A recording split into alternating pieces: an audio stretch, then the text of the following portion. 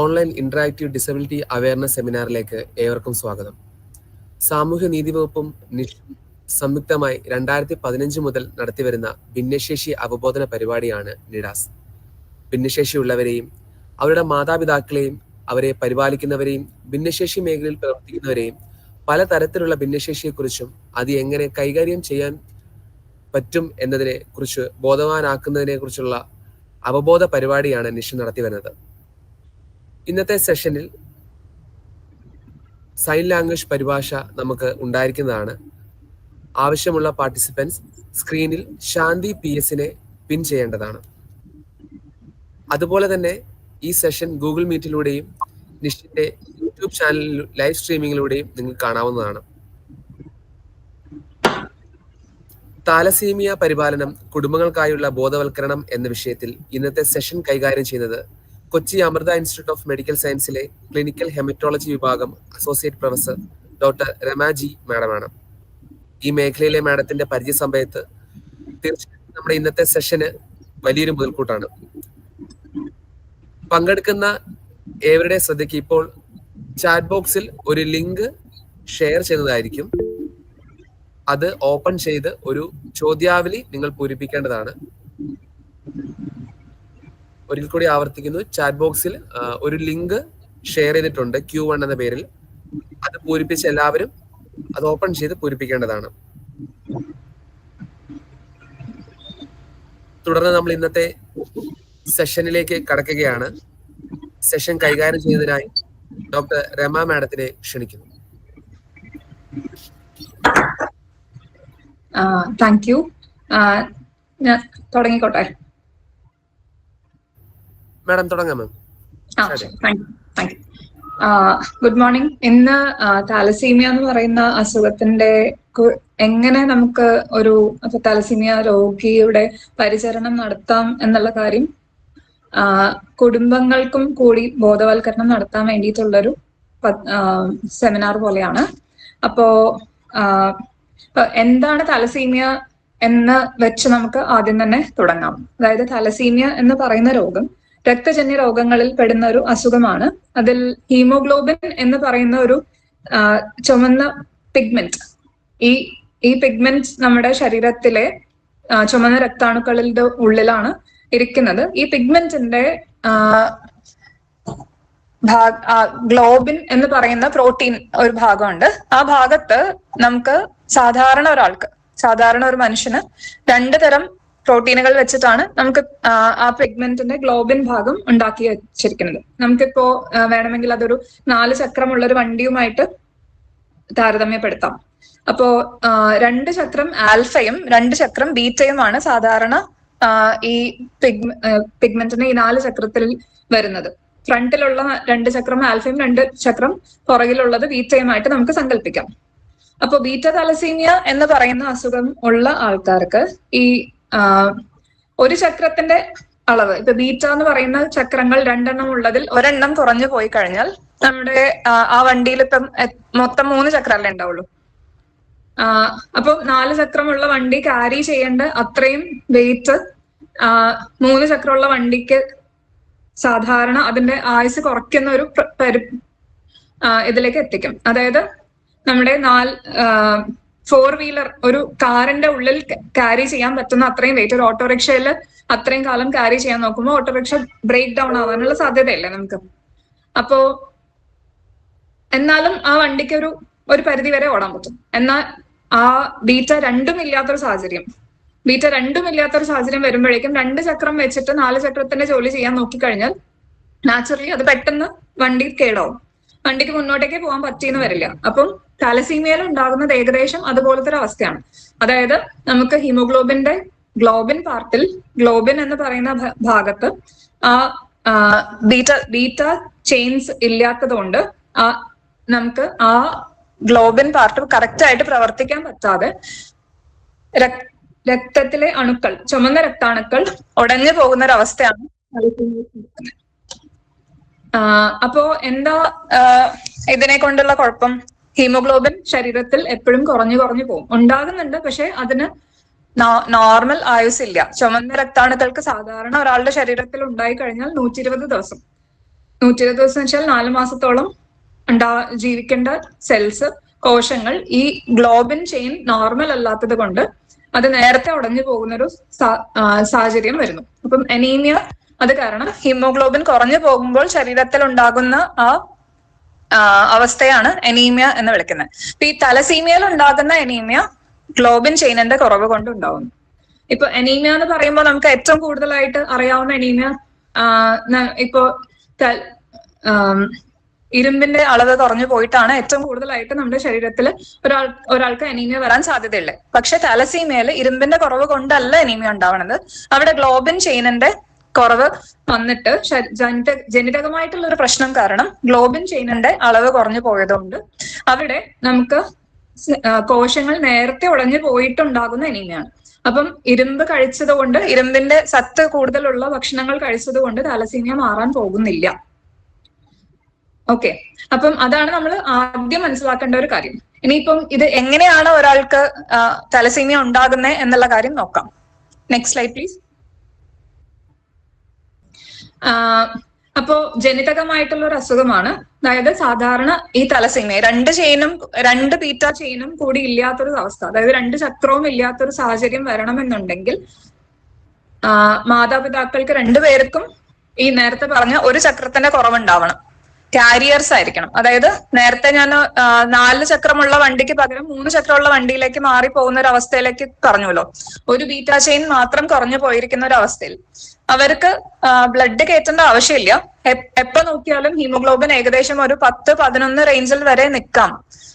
എന്നാൽ ഇരുമ്പിന്റെ അളവ് അവർക്ക് കുറഞ്ഞു പോയി കഴിഞ്ഞാൽ, തലസീമിയ കാരിയർക്ക് കുറഞ്ഞു പോയി കഴിഞ്ഞാൽ അവർക്ക് ചിലപ്പം HB വല്ലാതെ കുറഞ്ഞു പോകുന്ന സിറ്റുവേഷൻ വരും. പക്ഷെ ഈ കാരിയർക്ക് പൊതുവെ ലക്ഷണങ്ങളൊന്നും ഇല്ലാത്തതുകൊണ്ട് മിക്കവാറും ആൾക്കാർ കാരിയർ ആണെങ്കിൽ അറിയാൻ പറ്റില്ല. ഇപ്പൊ 2 കാരിയർമാർ തമ്മിൽ വിവാഹം കഴിക്കുമ്പോൾ അവർക്കുണ്ടാകുന്ന കുട്ടിക്ക് ഒരു 25% സാധ്യതയുണ്ട് തലസീമിയ ഉണ്ടാകാൻ. അതായത് 2 ചക്രവും ഇല്ലാത്തൊരു സാഹചര്യം ഉണ്ടാകുന്ന ഒരു അവസ്ഥ. ഹീമോഗ്ലോബിന്റെ ആൽഫ ചെയിൻസ് ഉണ്ട്, പക്ഷെ ബീറ്റ ചെയിൻസ് രണ്ടും ഇല്ലാത്തൊരു സാഹചര്യം വരുമ്പോൾ അവർക്ക് ബ്ലഡ് നിലനിൽക്കാതെ, അതിന്റെ ആയുസ് 120 ദിവസം നിൽക്കാതെ പെട്ടെന്ന് ഉടഞ്ഞു പോകുന്നതുകൊണ്ട് ഒരു 6 മാസമൊക്കെ ആവുമ്പോഴേക്കും തന്നെ, ജനിച്ചിട്ട് 6 മാസം ആവുമ്പോഴേക്കും തന്നെ അവരുടെ ബ്ലഡ് വറ്റി പോകുന്നൊരവസ്ഥ പോലെ ആണ്. അതായത് ഉണ്ടാകുന്ന സെൽസ് എല്ലാം നശിച്ചു പോകുന്നു. പുതിയ ബ്ലഡ് പുറത്തുനിന്ന് കയറ്റിയിട്ടില്ല എന്നുണ്ടെങ്കിൽ ഇവരുടെ ഹീമോഗ്ലോബിൻ കുറഞ്ഞു നിൽക്കുന്നത് കൊണ്ട് അവർക്ക് ശ്വാസം മുട്ടലും പിന്നെ വളർച്ച കുറവുകളും എല്ലാം ഉണ്ടായി കുഞ്ഞിന് വയറ് വീർത്ത് വരുക, അങ്ങനത്തെ കുറെ ലക്ഷണങ്ങളായിരിക്കും ഉണ്ടാവുന്നുണ്ടാവുക. അപ്പം 2 കാരിയേഴ്സ് തമ്മിൽ വിവാഹം കഴിച്ചു കഴിഞ്ഞാൽ അവരുടെ കുട്ടിക്ക് 4-1 സാധ്യതയാണ് തലസീമിയ വരാൻ. ഇപ്പൊ എന്നാൽ അവരുടെ സഹോദരങ്ങൾ ചിലപ്പം കാരിയേഴ്സ് തന്നെ ആയിരിക്കാം. Next slide please. പൊതുവെ കാണാറുള്ള ലക്ഷണങ്ങൾ ഇപ്പൊ ഞാൻ നേരത്തെ പറഞ്ഞിരുന്ന പോലെ ബ്ലഡ് ഉടഞ്ഞു പോകുന്നത് കൊണ്ട് അനീമിയ വരുന്നു. അനീമിയ വരുമ്പോ വിളർച്ച ഉണ്ടാകുമ്പോ ശരീരത്തിന്റെ തൊലിപ്പുറത്ത് നോക്കിക്കഴിഞ്ഞാൽ വിളറിയിരിക്കുന്നുണ്ടാവും. ക്ഷീണം വല്ലാതെ കൂടുതലുണ്ടാവും. ചെറിയ കുഞ്ഞുങ്ങളാകുമ്പോൾ അവർക്ക് സാധാരണ ഒരു 5-6 മാസം ആകുമ്പോഴേക്കും കുട്ടികൾ കമന്ന് വീഴാൻ തുടങ്ങുന്ന ഒരു പ്രായത്തിലാണ് ഈ തലസീമിയയുടെ ലക്ഷണങ്ങൾ പുറത്തോട്ട് കാണിച്ചു തുടങ്ങും. ഇപ്പം ക്ഷീണം കാരണം കുട്ടിക്ക് കമിഴാൻ പറ്റുന്നുണ്ടാവില്ല. എപ്പൊ നോക്കിക്കഴിഞ്ഞാൽ നമ്മളൊരു 2 മാസമുള്ള കുട്ടിക്കുള്ള അത്ര വലിപ്പമേ ചിലപ്പോൾ 6 മാസമുള്ള കുട്ടിക്കും ഉണ്ടാവുള്ളൂ. വളർച്ച വരാതിരിക്കുക, അതൊക്കെ ഈ കൊച്ചു കുട്ടികൾക്ക് ഉണ്ടാകുന്ന ഒരു ലക്ഷണമാണ്. പരിശോധിച്ച് നോക്കുമ്പോൾ വയറ് നോക്കുമ്പോൾ മാത്രം വയറ് വല്ലാതെ വീർത്തിരിക്കുന്നുണ്ടാവും. പരിശോധിച്ച് നോക്കുമ്പോൾ ലിവർ എന്ന് പറയുന്ന കരളും സ്പ്ലീൻ എന്ന് പറയുന്ന അവയവവും, സ്പ്ലീൻ എന്ന് പറഞ്ഞാൽ ലിവർ പോലെ തന്നെ നമ്മുടെ ശരീരത്തിൽ ഇടത് ഭാഗത്ത് ആമാശയത്തിന് ബാക്കിൽ പുറകിൽ ഉള്ള ഒരു അവയവമാണ്. അപ്പൊ ഈ അവയവത്തിനും വീക്കം വരുന്നത് തലസീമിയയുടെ ഒരു ലക്ഷണമാണ്. അതെന്തുകൊണ്ടാണ് ഈ അവയവത്തിന് വീക്കം വരുന്നത് വെച്ചാൽ നമ്മളെ ഗർഭാവസ്ഥയിൽ അമ്മയുടെ വയറ്റിൽ കിടക്കുന്ന ഒരു സാഹചര്യത്തിൽ നമുക്ക് ബ്ലഡ് ഉണ്ടാകുന്നത്, എല്ലുകൾ ഉണ്ടായി വരുന്നതിന് മുമ്പ് ബ്ലഡ് ഉണ്ടാകുന്നത് ഈ പ്ലീഹ എന്ന് പറഞ്ഞിട്ടുള്ള സ്പ്ലീനിന്റെ ഉള്ളിലാണ്. പക്ഷെ കുറച്ച് നാൾ കഴിഞ്ഞ് നമ്മുടെ ബോൺസ് എല്ലാം, എല്ലുകളെല്ലാം വളർന്നു കഴിയുമ്പോഴേക്കും എല്ലിന്റെ ഉള്ളിലുള്ള മജ്ജയുടെ അകത്തുനിന്നാണ് പിന്നെ ബ്ലഡ് ഉണ്ടാകുന്നത്. അപ്പം മജ്ജയ്ക്ക് എന്തെങ്കിലും പ്രശ്നം വന്നു കഴിഞ്ഞാൽ, മജ്ജ ഉണ്ടാക്കുന്ന ബ്ലഡ് നിൽക്കാതിരിക്കുക, അല്ലെങ്കിൽ മജ്ജയ്ക്ക് എന്തെങ്കിലും കേട് പറ്റി കഴിഞ്ഞാൽ പ്ലീഹയ്ക്ക് തിരിച്ച് ബ്ലഡ് ഉണ്ടാക്കാനുള്ള കപ്പാസിറ്റി ഉണ്ട്. അതുകൊണ്ട് എന്തെങ്കിലും കാരണം കൊണ്ട് നമ്മുടെ ശരീരത്തിൽ ബ്ലഡിന്റെ അളവ് കുറഞ്ഞു പോകുന്ന സാഹചര്യത്തിൽ പ്ലീഹ വീർത്ത് വരുന്നത് ഒരു ലക്ഷണമാണ്. അത് തന്നെയാണ് താലസീമിയയിലും കാണാറുള്ളത്. Next slide please. ഇനി ഇത് കണ്ടുപിടിക്കുന്നത് എങ്ങനെയാണ്? ഇപ്പം നേരത്തെ പറഞ്ഞിരുന്ന പോലെ അനീമിയ വരും. അപ്പൊ ഹീമോഗ്ലോബിൻ എന്ന് പറഞ്ഞിട്ടുള്ള ടെസ്റ്റ് ടോട്ടൽ ബ്ലഡ് കൗണ്ട് നോക്കുമ്പോൾ, കംപ്ലീറ്റ് ബ്ലഡ് കൗണ്ട് എന്ന് പറയുന്ന ഈ CBC എന്ന് പറയുന്ന ടെസ്റ്റ് ചെയ്ത് നോക്കുമ്പോൾ അതിനകത്ത് വെളുത്ത കോശങ്ങളുടെയും പ്ലേറ്റ്ലെറ്റ് എന്ന് പറയുന്ന കോശങ്ങളും RBC എന്ന് പറയുന്ന 3 തരം കോശങ്ങളാണ് നമ്മുടെ ശരീരത്തിലുള്ളത്. ഈ കംപ്ലീറ്റ് ബ്ലഡ് കൗണ്ടിൽ നോക്കുമ്പോൾ ഈ വെളുത്ത കോശങ്ങളുടെ എണ്ണം നോർമൽ ആയിരിക്കും, പ്ലേറ്റ്ലെറ്റിന്റെ എണ്ണം നോർമൽ ആയിരിക്കും. എന്നാൽ ചുമന്ന രക്താണുക്കളുടെ എണ്ണവും ഹീമോഗ്ലോബിൻ എന്ന് പറയുന്ന ആ പിഗ്മെന്റിന്റെ അളവും വളരെ കുറവായിരിക്കും തലസീമിയയിൽ കാണാം. കൺഫേം ആക്കാൻ വേണ്ടിയിട്ട്, അസുഖം കൺഫേം ആക്കാൻ വേണ്ടിയിട്ട് സ്ക്രീനിങ് ടെസ്റ്റ് നമുക്ക് ചെയ്യാൻ പറ്റുന്നത് ഇലക്ട്രോഫോറസിസ് എന്ന് പറഞ്ഞിട്ടുള്ള ഹീമോഗ്ലോബിൻ ഇലക്ട്രോഫോറസിസ് എന്ന് പറഞ്ഞിട്ടുള്ള ടെസ്റ്റ് ഉണ്ട്. അല്ലെങ്കിൽ ഹീമോഗ്ലോബിൻ HPLC എന്ന് പറഞ്ഞിട്ടുള്ള ഒരു test, high performance liquid chromatography എന്ന് പറഞ്ഞിട്ട്. ഇത് രണ്ടും മിക്ക ലാബുകൾക്കും ചെയ്യാൻ പറ്റുന്ന സാഹചര്യമാണ്. നമ്മുടെ നാട്ടിൽ ഒരുവിധം എല്ലാ ലാബുകളിലും ചെയ്യാൻ പറ്റുന്ന ഒരു സാഹചര്യമാണ് ഇത് ടെസ്റ്റിന്. ഗവൺമെന്റ് തലത്തിൽ തന്നെ മെഡിക്കൽ കോളേജുകളിലും മിക്ക ജില്ലാ ആശുപത്രികളിലും ഇതിനുള്ള സൗകര്യമുണ്ട് ഈ ടെസ്റ്റ് ചെയ്ത് നോക്കാൻ വേണ്ടിയിട്ട്. ഓക്കെ, ഇനിയിപ്പം കാരിയർ ആണെങ്കിൽ പോലും ഈ HPLC അല്ലെങ്കിൽ ഇലക്ട്രോഫോറസിസ് ടെസ്റ്റ് ചെയ്ത് കഴിഞ്ഞാൽ അറിയാൻ പറ്റും. അപ്പം അതിനെ കൊണ്ടുള്ള പ്രയോജനം എന്താ വെച്ചാൽ, നമ്മളിപ്പോ ഒരു കാരിയർ ആണ്, എനിക്ക് ഇപ്പൊ ഞാനൊരു കാരിയർ ആണ്, എനിക്ക് ലക്ഷണങ്ങളൊന്നും കാണിച്ചിട്ടില്ല, എനിക്ക് ബ്ലഡ് ഒന്നും കയറ്റേണ്ടി വന്നിട്ടില്ല, എന്റെ ഹീമോഗ്ലോബിൻ നോക്കിയാൽ ഇപ്പൊ ഒരു 10-11 ഉള്ളൂ എന്നുള്ള സാഹചര്യമാണെങ്കിൽ എന്റെ ഈ ടെസ്റ്റ് ചെയ്ത് നോക്കിയിട്ട്, അഥവാ ഇപ്പൊ ഞാനൊരു കാരിയർ ആണെങ്കിൽ ഞാൻ വിവാഹം കഴിക്കുന്നതിന് മുമ്പ് ഞാൻ വിവാഹം കഴിക്കാൻ പോകുന്ന ആളും കാരിയർ ആണോ എന്നുള്ള കാര്യം കണ്ടുപിടിക്കുന്നത് ആക്ച്വലി തലസീമിയ ഉള്ള ഒരു കുട്ടി ജനിക്കുന്നത് ഒഴിവാക്കാൻ സഹായിക്കും. എന്തിനാണ് നമ്മൾ തലസീമിയ ഉള്ള കുട്ടി ജനിക്കുന്നത് ഒഴിവാക്കാൻ ശ്രമിക്കുന്നത് എന്നുള്ള കാര്യം, ആ രോഗം വന്നിട്ടുള്ള, ഇപ്പൊ നമ്മുടെ നാട്ടില് ഏകദേശം ഒരു 300 ആൾക്കാരോട് മാത്രമേ കേരളത്തില് ഈ തലസീമിയ ബ്ലഡ് കയറ്റേണ്ട രീതിയിലുള്ള അത്രയും ശക്തിയായിട്ടുള്ള തലസീമിയ ഉള്ള ആൾക്കാരുള്ളൂ. പക്ഷെ നോർത്ത് ഇന്ത്യയിലേക്ക് പോകുമ്പോഴേക്കും, തമിഴ്നാടും അപ്പുറത്തോട്ട് നോർത്ത് ഇന്ത്യയിലേക്ക് പോകും തോറും ഈ തലസീമിയയുടെ അളവ് ഉള്ള ആൾക്കാരുടെ അളവ് വളരെ കൂടുതലാണ്. ഇന്ത്യയിലാണ് ഏറ്റവും കൂടുതൽ തലസീമിയ ഉള്ള ആൾക്കാരുള്ളത് ഈ ലോകത്ത് വെച്ച് നോക്കുമ്പോൾ. അപ്പോ ഈ തലസീമിയ വന്നിട്ടുള്ള ഒരു കുട്ടിക്ക് ഏകദേശം 6-ാം മാസം ആവുമ്പോഴേക്കും തന്നെ അവർക്ക് ബ്ലഡ് കയറ്റിക്കൊണ്ടിരിക്കേണ്ട അവസ്ഥ. അതായത് ഒരു തവണ ബ്ലഡ് കയറ്റിക്കഴിഞ്ഞാൽ അതൊരു 2 തൊട്ട് 3 ആഴ്ച വരെ അവരുടെ ശരീരത്തിൽ ഈ ബ്ലഡ് നിൽക്കുള്ളൂ. വീണ്ടും 3 ആഴ്ച കൂടുമ്പോഴേക്കും എങ്കിലും വീണ്ടും അടുത്ത ബ്ലഡ് കയറ്റിക്കൊണ്ടിരിക്കേണ്ടി വരും. അപ്പൊ ഏകദേശം ഒരു വർഷത്തിൽ 3 ആഴ്ച കൂടുമ്പോൾ ബ്ലഡ് കയറ്റിക്കൊണ്ടിരിക്കുന്ന ഒരാൾക്ക് ഏകദേശം ഒരു 17-18 തവണ ആശുപത്രിയിൽ വന്നിട്ട് ഇഞ്ചക്ഷൻ ആയിട്ട് ബ്ലഡ് കയറ്റിക്കൊണ്ടിരിക്കുന്ന ഒരു സാഹചര്യം. അത് ജീവിതകാലം മൊത്തം അങ്ങനെ തന്നെ ചെയ്തുകൊണ്ടിരിക്കുന്ന ഒരു അവസ്ഥ. അത് അത്രയും എളുപ്പമല്ലാത്ത കാര്യമാണ്. കാരണം ബ്ലഡ് കയറ്റിയാൽ മാത്രം അതോടുകൂടി അവർക്ക് ഉണ്ടാകുന്ന ബുദ്ധിമുട്ടുകൾ മാറുന്നില്ല. ഇനി നെക്സ്റ്റ് സ്ലൈഡ് എടുക്കാവോ? അപ്പൊ ബ്ലഡ് ട്രാൻസ്ഫ്യൂഷൻ ഇപ്പൊ ഞാൻ പറഞ്ഞത് ഈ ജനറലി ഒരു 2 to 4 വീക്സ് എന്ന് പറയുന്നത് ഇപ്പം അസുഖത്തിന്റെ ലക്ഷണങ്ങൾ കാണിച്ച സമയം തൊട്ട് പൊതുവെ 6-ാം മാസം തൊട്ട് കാണിച്ചു തുടങ്ങും. മിക്ക ആൾക്കാർക്കും 2 വയസ്സിനുള്ളിൽ ഈ അസുഖം കൺഫേം ആയി അറിയാൻ പറ്റും. കാരണം അത്രയും നാളെ ബ്ലഡ് കയറ്റാതിരിക്കും തോറും ഈ കുട്ടിയുടെ വളർച്ചയെ ബാധിക്കാനും സാധാരണ ആ പ്രായത്തിൽ കുട്ടികൾ ചെയ്യുന്ന കാര്യങ്ങൾ ചെയ്യാൻ പറ്റാത്തൊരു സാഹചര്യത്തിലേക്ക് എത്താനുള്ളൊരു പ്രോബ്ലം തലസീമയ്ക്കും ഉണ്ട്. ബ്ലഡിന്റെ അളവ് കുറഞ്ഞു പോയതുകൊണ്ട് അവർക്ക് ആ പ്രായത്തിലുള്ള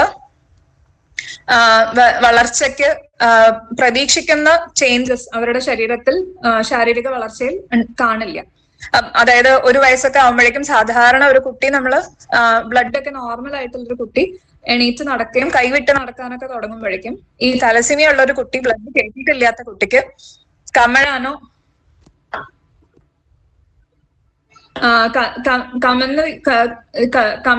ഇരിക്കാനോ ചിലപ്പോൾ പറ്റിയിട്ടുണ്ടാവില്ല, ബ്ലഡ് കയറ്റിയിട്ടേ ഇല്ലാത്തൊരു സാഹചര്യമാണെങ്കിൽ.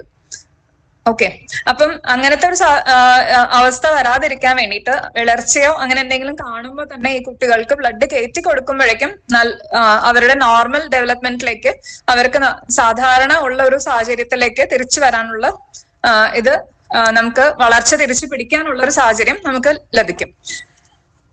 അതുകൊണ്ടാണ് കൃത്യമായിട്ട് അസുഖം കണ്ടുപിടിച്ചു കഴിഞ്ഞാൽ ഈ ട്രാൻസ്ഫ്യൂഷൻ കൃത്യമായിട്ട് എടുക്കാനുള്ള ഒരു നിർദ്ദേശം എല്ലാവർക്കും കൊടുക്കുന്നത്.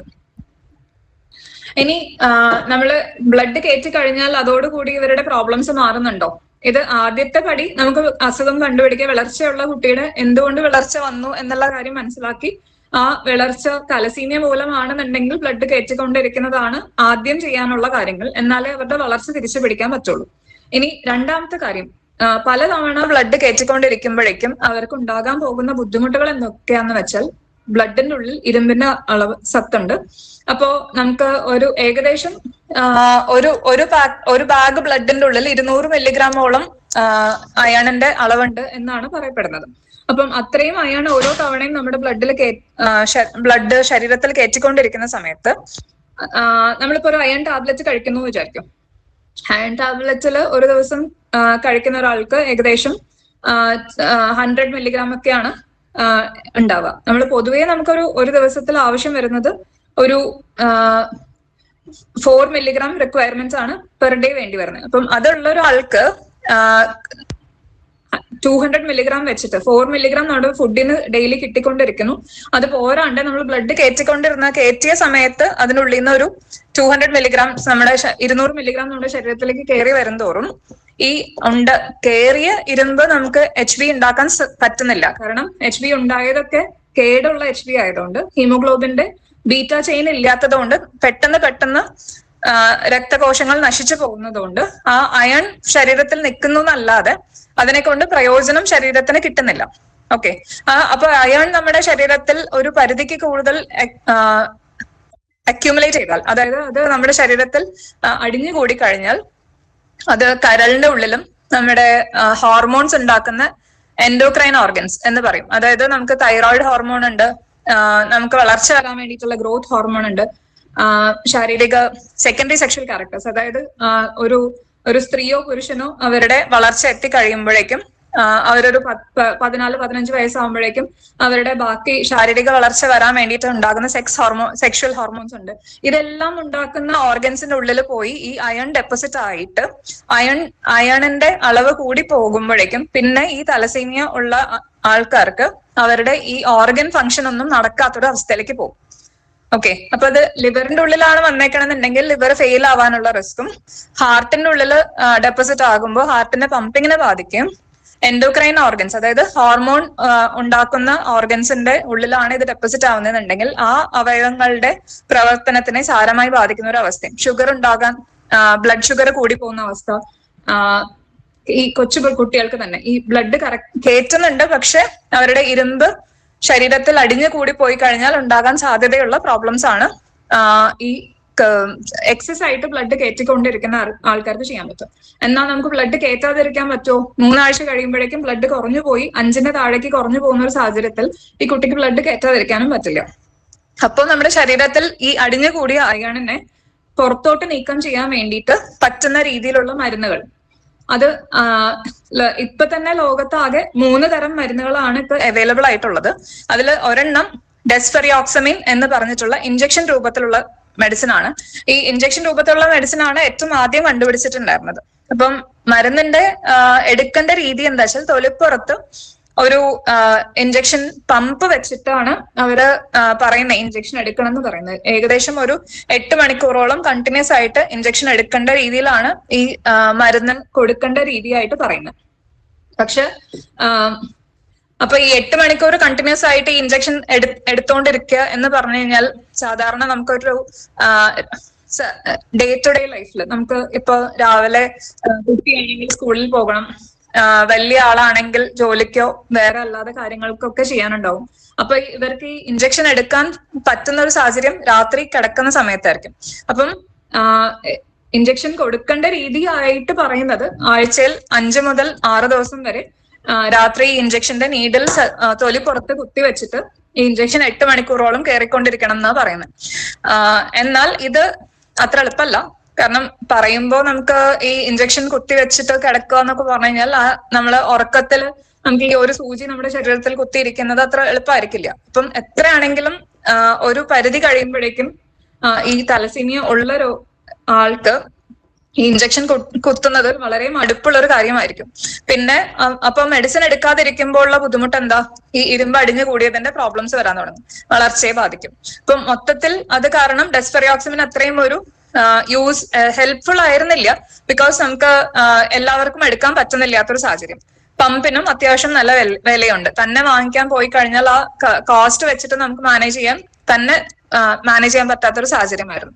അപ്പൊ അത് ഒരു മരുന്നിന്റെ കാര്യം. രണ്ടാമത്തെ മരുന്ന് ടാബ്ലറ്റ് രൂപത്തിലുള്ള മരുന്ന്. അത് ഏകദേശം ദിവസത്തിൽ 3 നേരം വെച്ചിട്ട് എടുക്കാൻ പറ്റുന്ന ആ മരുന്നിന്റെ പേര് ഡെഫെറിപ്രോൺ എന്ന് പറഞ്ഞിട്ടാണ്. ഈ മരുന്ന് നമുക്ക് അവൈലബിൾ ആയിട്ട് ഈ ഡെസ്ഫെറിയോക്സിമിൻ അവൈലബിൾ കിട്ടി തുടങ്ങിയതിന്റെ ഏകദേശം ഒരു 10-20 വർഷത്തിനുള്ളിൽ രണ്ടാമത്തെ ഗുളികയും കൂടി കിട്ടാൻ തുടങ്ങി, ഗുളിക രൂപത്തിലുള്ളത്. അത് കുറച്ചും കൂടി ആശ്വാസമായിരുന്നു എല്ലാവർക്കും. കാരണം ഈ മരുന്ന് ഗുളികയായിട്ട് കഴിച്ചു കഴിഞ്ഞാൽ കുറച്ചും കൂടി ഇഫക്റ്റ് കിട്ടുന്നുണ്ട്. കഴിച്ചാൽ മതി, മറ്റതുപോലെ വേദന എടുക്കേണ്ട ആവശ്യമില്ല, ഇഞ്ചക്ഷൻ കുത്തിവെച്ച് കിടക്കേണ്ട ആവശ്യമില്ല, ടാബ്ലറ്റ് കഴിച്ചാൽ മതി എന്നുള്ളൊരു സാഹചര്യം. പക്ഷെ ഈ മരുന്നിനും കുറെ സൈഡ് എഫക്ട്സ് ഉണ്ട്. കാരണം പലർക്കും മുട്ടുവേദന, പിന്നെ ബ്ലഡിന്റെ വെളുത്ത കോശങ്ങൾ സാധാരണ തലസീമിയ ഉള്ള ആൾക്കാർക്ക് നോർമലാണ്. പക്ഷെ ഈ മരുന്നിന്റെ സൈഡ് എഫക്ട് കാരണം വെളുത്ത കോശങ്ങൾ കുറഞ്ഞു പോകുന്ന ഒരു സാഹചര്യം വന്ന് അണുബാധ വരാനുള്ള റിസ്ക് കൂടുന്ന ഒരു സാഹചര്യം ഈ സെക്കൻഡ് മെഡിസിൻ ഡെഫെറിപ്രോൺ എന്ന് പറഞ്ഞിട്ടുള്ള മരുന്നിനെ കൊണ്ട് പ്രോബ്ലം വരുന്നുണ്ടായിരുന്നു. ഇനി മൂന്നാമത്തെ മരുന്ന് ഏകദേശം 2008 മുതലാണ് കിട്ടി തുടങ്ങിയത്. ഡെഫെറാസിറോക്സ് എന്ന് പറഞ്ഞിട്ടുള്ള മരുന്നാണത്. ആ ഗുളിക വന്ന ശേഷം കുറെ കൂടി ആൾക്കാർക്ക്, ഈ തലസീമിയ ഉള്ള ആൾക്കാർക്ക് ഈ മരുന്ന് കഴിച്ചിട്ട് കുറെ കൂടി ഇരുമ്പിന്റെ അളവ് കുറയ്ക്കാൻ പറ്റുന്ന ഒരു സാഹചര്യം ലക്ഷണങ്ങളാണ് നമ്മൾ കണ്ടിരിക്കുന്നത്. അതായത് ഈ മൂന്നാമത്തെ ഗുളികയ്ക്ക് ബ്ലഡ് കുറഞ്ഞു പോകുന്ന പ്രശ്നമില്ല, ജോയിന്റ് പെയിൻസും പ്രശ്നമില്ല, ഇഞ്ചക്ഷൻ ആയിട്ടുള്ള ബുദ്ധിമുട്ടുമില്ല.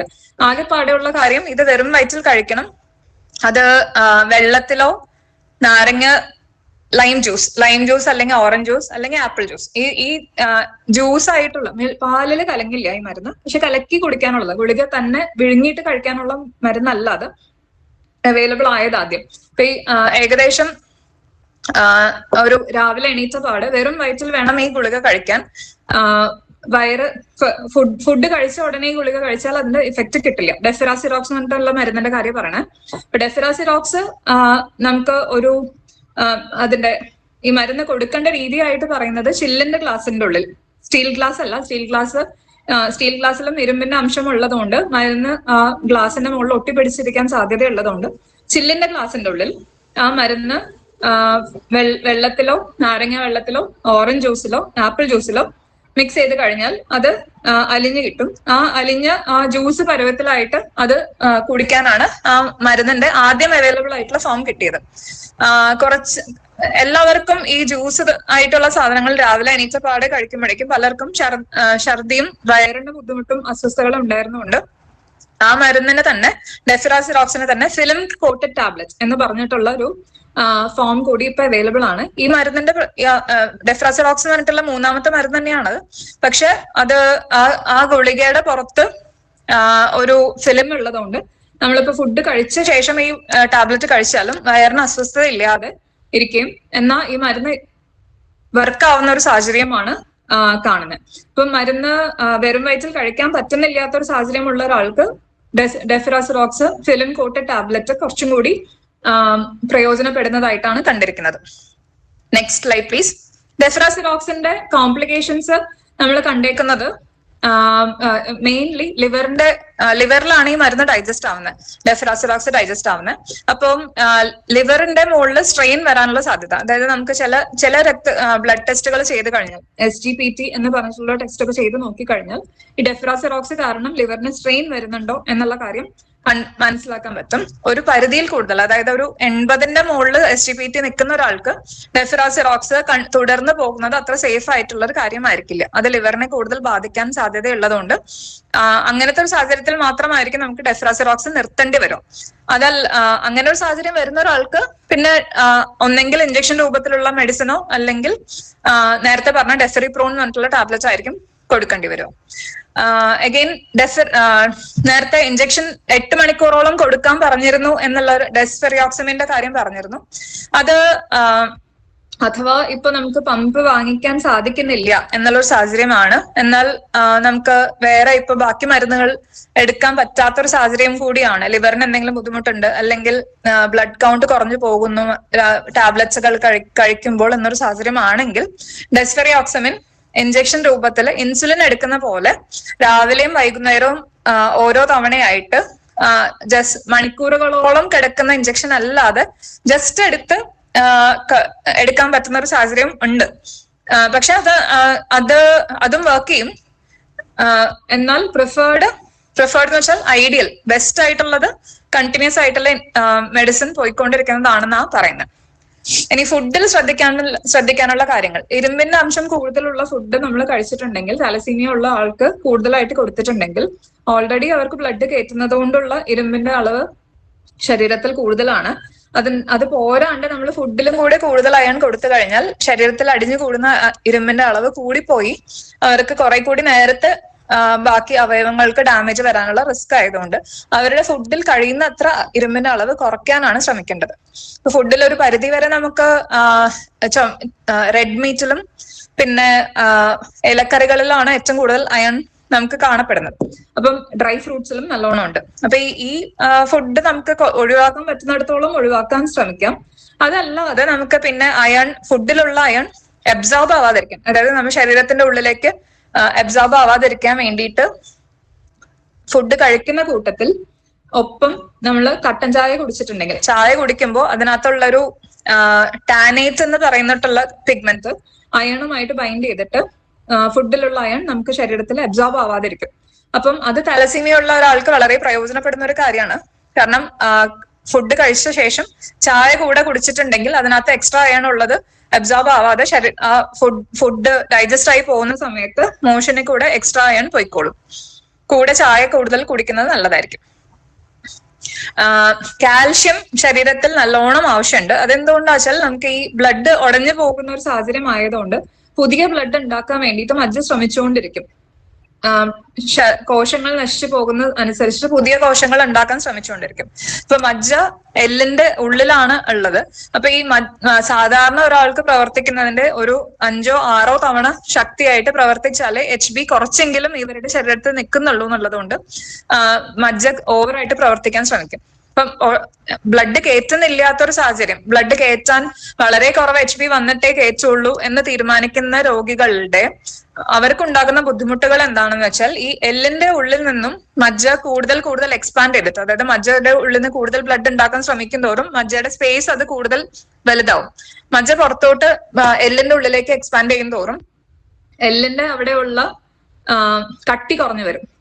എല്ലിന് കട്ടി കുറഞ്ഞു വന്നിട്ട് എല്ല് ഒടിഞ്ഞു പോകാനുള്ള സാധ്യതയാണ് ഈ തലസീമിയയിൽ ബ്ലഡ് കയറ്റാൻ വളരെയധികം വൈകിയ ശേഷം ബ്ലഡ് കയറ്റാൻ ശ്രമിക്കുന്ന ഒരു ആള്, അതായത് ഒരു 5-ന്റെയോ 6-ന്റെയോ ലെവലില് ഹീമോഗ്ലോബിൻ വന്ന ശേഷമേ ബ്ലഡ് കയറ്റുന്നുള്ളൂ എന്ന് തീരുമാനിച്ചിട്ടുള്ള ആൾക്കാർക്ക് ഉണ്ടാകുന്ന ബുദ്ധിമുട്ടുകൾ അങ്ങനെയാണ്. അപ്പം സാധാരണ ഒരാൾക്ക് വളർച്ച നോർമലായിട്ട് മെയിൻറ്റെയിൻ ചെയ്യാനും അവർക്ക് ഈ എല്ലിന് ബുദ്ധിമുട്ടുകളൊന്നും വരാതിരിക്കാനും ഒക്കെ വേണ്ടിയിട്ട് ബ്ലഡ് കയറ്റേണ്ടത് അവർക്ക് 9-ന് താഴെ വരാൻ സമ്മതിക്കാതെ 9 ഹീമോഗ്ലോബിൻ എത്തുമ്പോൾ തന്നെ ബ്ലഡ് കയറ്റാനാണ് തലസീമിയ രോഗികൾക്ക് ഉള്ള ഇൻസ്ട്രക്ഷൻസ്.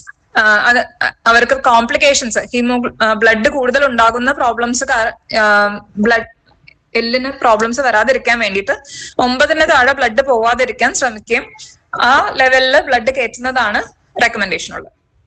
കാൽഷ്യം കഴിക്കുന്നത് ശരീരത്തിൽ ഫുഡിൽ കുറഞ്ഞു പോയി കഴിഞ്ഞാൽ ഇവർക്ക് നേരത്തെ പറഞ്ഞ ഈ മജ്ജ ബോൺ മാരോ എക്സ്പാൻഷൻ, മജ്ജ വികസിച്ചു വരുന്ന സമയത്ത് എല്ലിന് പൊട്ടാനുള്ള സാധ്യതയുള്ളത് കാൽഷ്യം ശരീരത്തിൽ കുറഞ്ഞു പോയി കഴിഞ്ഞാൽ അതിന്റെ പ്രോബ്ലംസ് കൂടാനുള്ള സാധ്യതയുണ്ട്. അതുകൊണ്ട് ഫുഡിൽ കാൽഷ്യം കുറഞ്ഞു പോവാതിരിക്കാനുള്ള കാര്യങ്ങൾ ശ്രദ്ധിക്കണം.